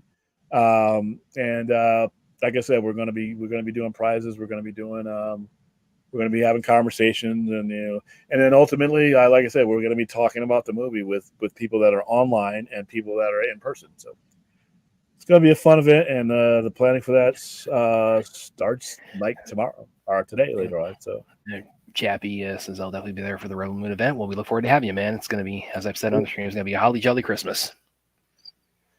Yep, and that's like I said, it's 3 days before Christmas, so that might hamper us being able to get guests too. But you know what, we're doing it online, and well, and like also, what you were saying about whether or not as far as people involved with making the movie, what the chances of that might be. I mean, one thing that obviously does heighten that, however incrementally it might be, is the fact the strike is, if not over, at least not currently in effect. Yeah, that's our biggest obstacle is most of these guys don't know who the fuck I am. That's the biggest obstacle. You're getting an email from me and like, who? Spam. So most of these guys, and they probably get a lot of stuff from a lot of people for a lot of causes. Yeah. So Yeah, sure. just imagine I'm in that spaghetti right now, and there's nothing to make my noodle, make that noodle any more distinguishable than any of the other thousands of noodles that they're gonna get with the meatballs. So we can only hope. And Zach kind of does know who I am. It's he back during the release of Snyder Cut period. It was actually January 2020. He shared an article I had written on the AFSP donations up to that point, which is I think up to that point we had donated about like 150,000. And by the way, he didn't like retweet from Screen Rant or anything. Though he like went to the site, copied the URL, pasted it on his Twitter, and said amazing everything these fans have accomplished, et cetera, et cetera. And I was out running some errands at the time, and my phone started going nuts, and I looked down, and my colleague Stephen Colbert, he had tagged me, and he said Brad just had a heart attack, and I saw what he was referring to. It's like, yeah, that was a fun night when he shared one of my articles. That was very gratifying for this journey with this movie, and now of course this new one that we're going into. So I don't know if he would remember I was the one who wrote it, but he has shared an article I wrote on his Twitter relating to the importance of AFSP's work. So that is something I will always cherish a lot. You're a million miles ahead of me because, like I said, I'm almost certain he could smack foreheads to me right on the street and be like, dude, watch where you're going. All right, Aquaman 2 is still coming out on Christmas Day. Yep. All right, well, that's about it. We damn sure got you in from one night to the other because we pretty much started on that way. So sorry for the lateness, guys. For those of you who weren't able to make the live stream, it's just been a wacky weekend. You're going to see tomorrow. I'm doing today. I'm doing 2 streams today, and I'm going to be running the store. But this is, Cyber Mondays coming up, so I'm going to be doing a lot of stuff. So I'm going to be in and out, but we got to make it work. What I'm trying to do is expand the scope of the Sci-Fi Center, and to where everybody who can hear and see it, you are part of it, just like the people in the store. But it takes some juggling. It takes some time manipulation, and it takes being able to give each thing that I'm doing the proper time so that it doesn't get half-assed done. I didn't want to do a half-assed show, so I'd rather do it later than do an abbreviated one. So we got the 3 hours that we usually get done. And I didn't want, I moved our Patreon streams because I didn't want them to happen at weird-ass times. Sunday afternoons, Saturday afternoons, Friday afternoons seems to be a good window for you guys. So that's where we're going to go ahead and keep it. That is it. So last but not least, we've talked a lot about it before I usually bring up the banner. But yeah. There are so many things out there that just need to remind you guys on all different platforms, music, movies, everything, every facet of life. Suicide is affected. I don't think there's anybody watching this program right now that has either not been affected by it or has sat in front of a screen, one of their favorite actors, one of their favorite musicians, a brother, a sister, a mother, a father, somebody's been affected by this. And it gets to the point where not being able to see the signs, it doesn't help. That doesn't make it better. So use these tools. And we're going to have a lot more tools for this. You're going to have better tools. You're not just going to have my boneheaded ass slapping up this thing every night. You're actually going to have professionals. You're going to actually have people that can let you know, that'll be able to answer your questions and be like, what should I look out for? Like when we had the ASB, the national lady on about a year or so ago, I asked them, I'm like, what should we be looking for? We're not psychiatrists. We're not mental health people, but as a layman, what can we be looking for? She gave us a list of things, and that's the kind of thing we're going to be doing on the 22nd. We're basically going to make it to where your head's on a swivel. Your head's on a swivel. You're noticing those changes. You're noticing you're correlating the events that have happened to somebody and wondering, hey, maybe I should check up on this person. He just lost so-and-so. It could be a dog. Dogs are family to people. You lose a dog, that could send you off. That event alone might not be the magnitude, but that may be the thing that pushes the snowball or the boulder off the tip of the cliff, and now you're creating something towards something awful. So just be on the lookout. But like I said, a lot of this we're going to cover on the 22nd, and like I said, it's going to be a full-on event. But at the same time, we're covering all this and trying to see what's happening. We're going to watch a movie that a lot of us have been waiting for. Even though there are people out there that say we don't cover it enough, I don't know what you were watching. Yeah, but, I don't know whose channel you're tuning in for if you think we're not talking about Rebel Moon on the regular. But, yeah, we're about to dedicate a whole lot of time to it. So, Brad, where can I find you? You guys can find me on Twitter and Vero, and someone on Facebook. You can find my writing on Kung Fu Kingdom and on Screen Edge. Of course, you can find me here on the Sci-Fi Center. And on that note, I think that I might make this after last night my regular sign-off with William's permission. See you in hell. Okay, see you there.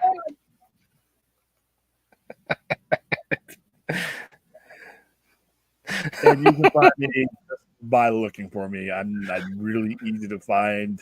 Google me. You can use that QR code down at the lower right. And not only will you find all my social media, you'll find my website. You can actually usually rewatch this show there. Sometimes I air it live from the website when I remember to put the link there. So I'm all over the place. I'm a modern age guy. So, all right, guys, thanks for being the best part of this whole YouTube thing. I will literally see you within hours today and several times this evening as we wrap up the weekend and head into the new week. Looking forward to talking some Doctor Who to the people who are interested in talking Doctor Who. And we're going to talk Monarch for the people who are interested in that. Keep an eye out for you patrons. Keep an eye out on your messages for those of you patrons that want to co-host, and for everybody else, just keep an eye on the YouTube channel. Get the notifications. Hit like and subscribe. Where are we at? Have you guys ingratiated me and made me feel loved today? We got 16. Well, we only got 16 now. I've got 17 likes, but it's really late. This is a big shift, so I know. Well, I was seeing it was at 26 earlier, so that was pretty. Yeah, so if everybody, some of the likes are delayed, but like I said, likes up through the algorithm. But all right, guys, I will see you probably at 2 p.m. today, and again, like a few minutes later. And then if I have enough energy into me, I will do a semi-overnighter, our usual Sunday night stream, just for the hell of it. I may go see Napoleon. I may just be too damn tired. You'll find out tomorrow or today. Later, guys.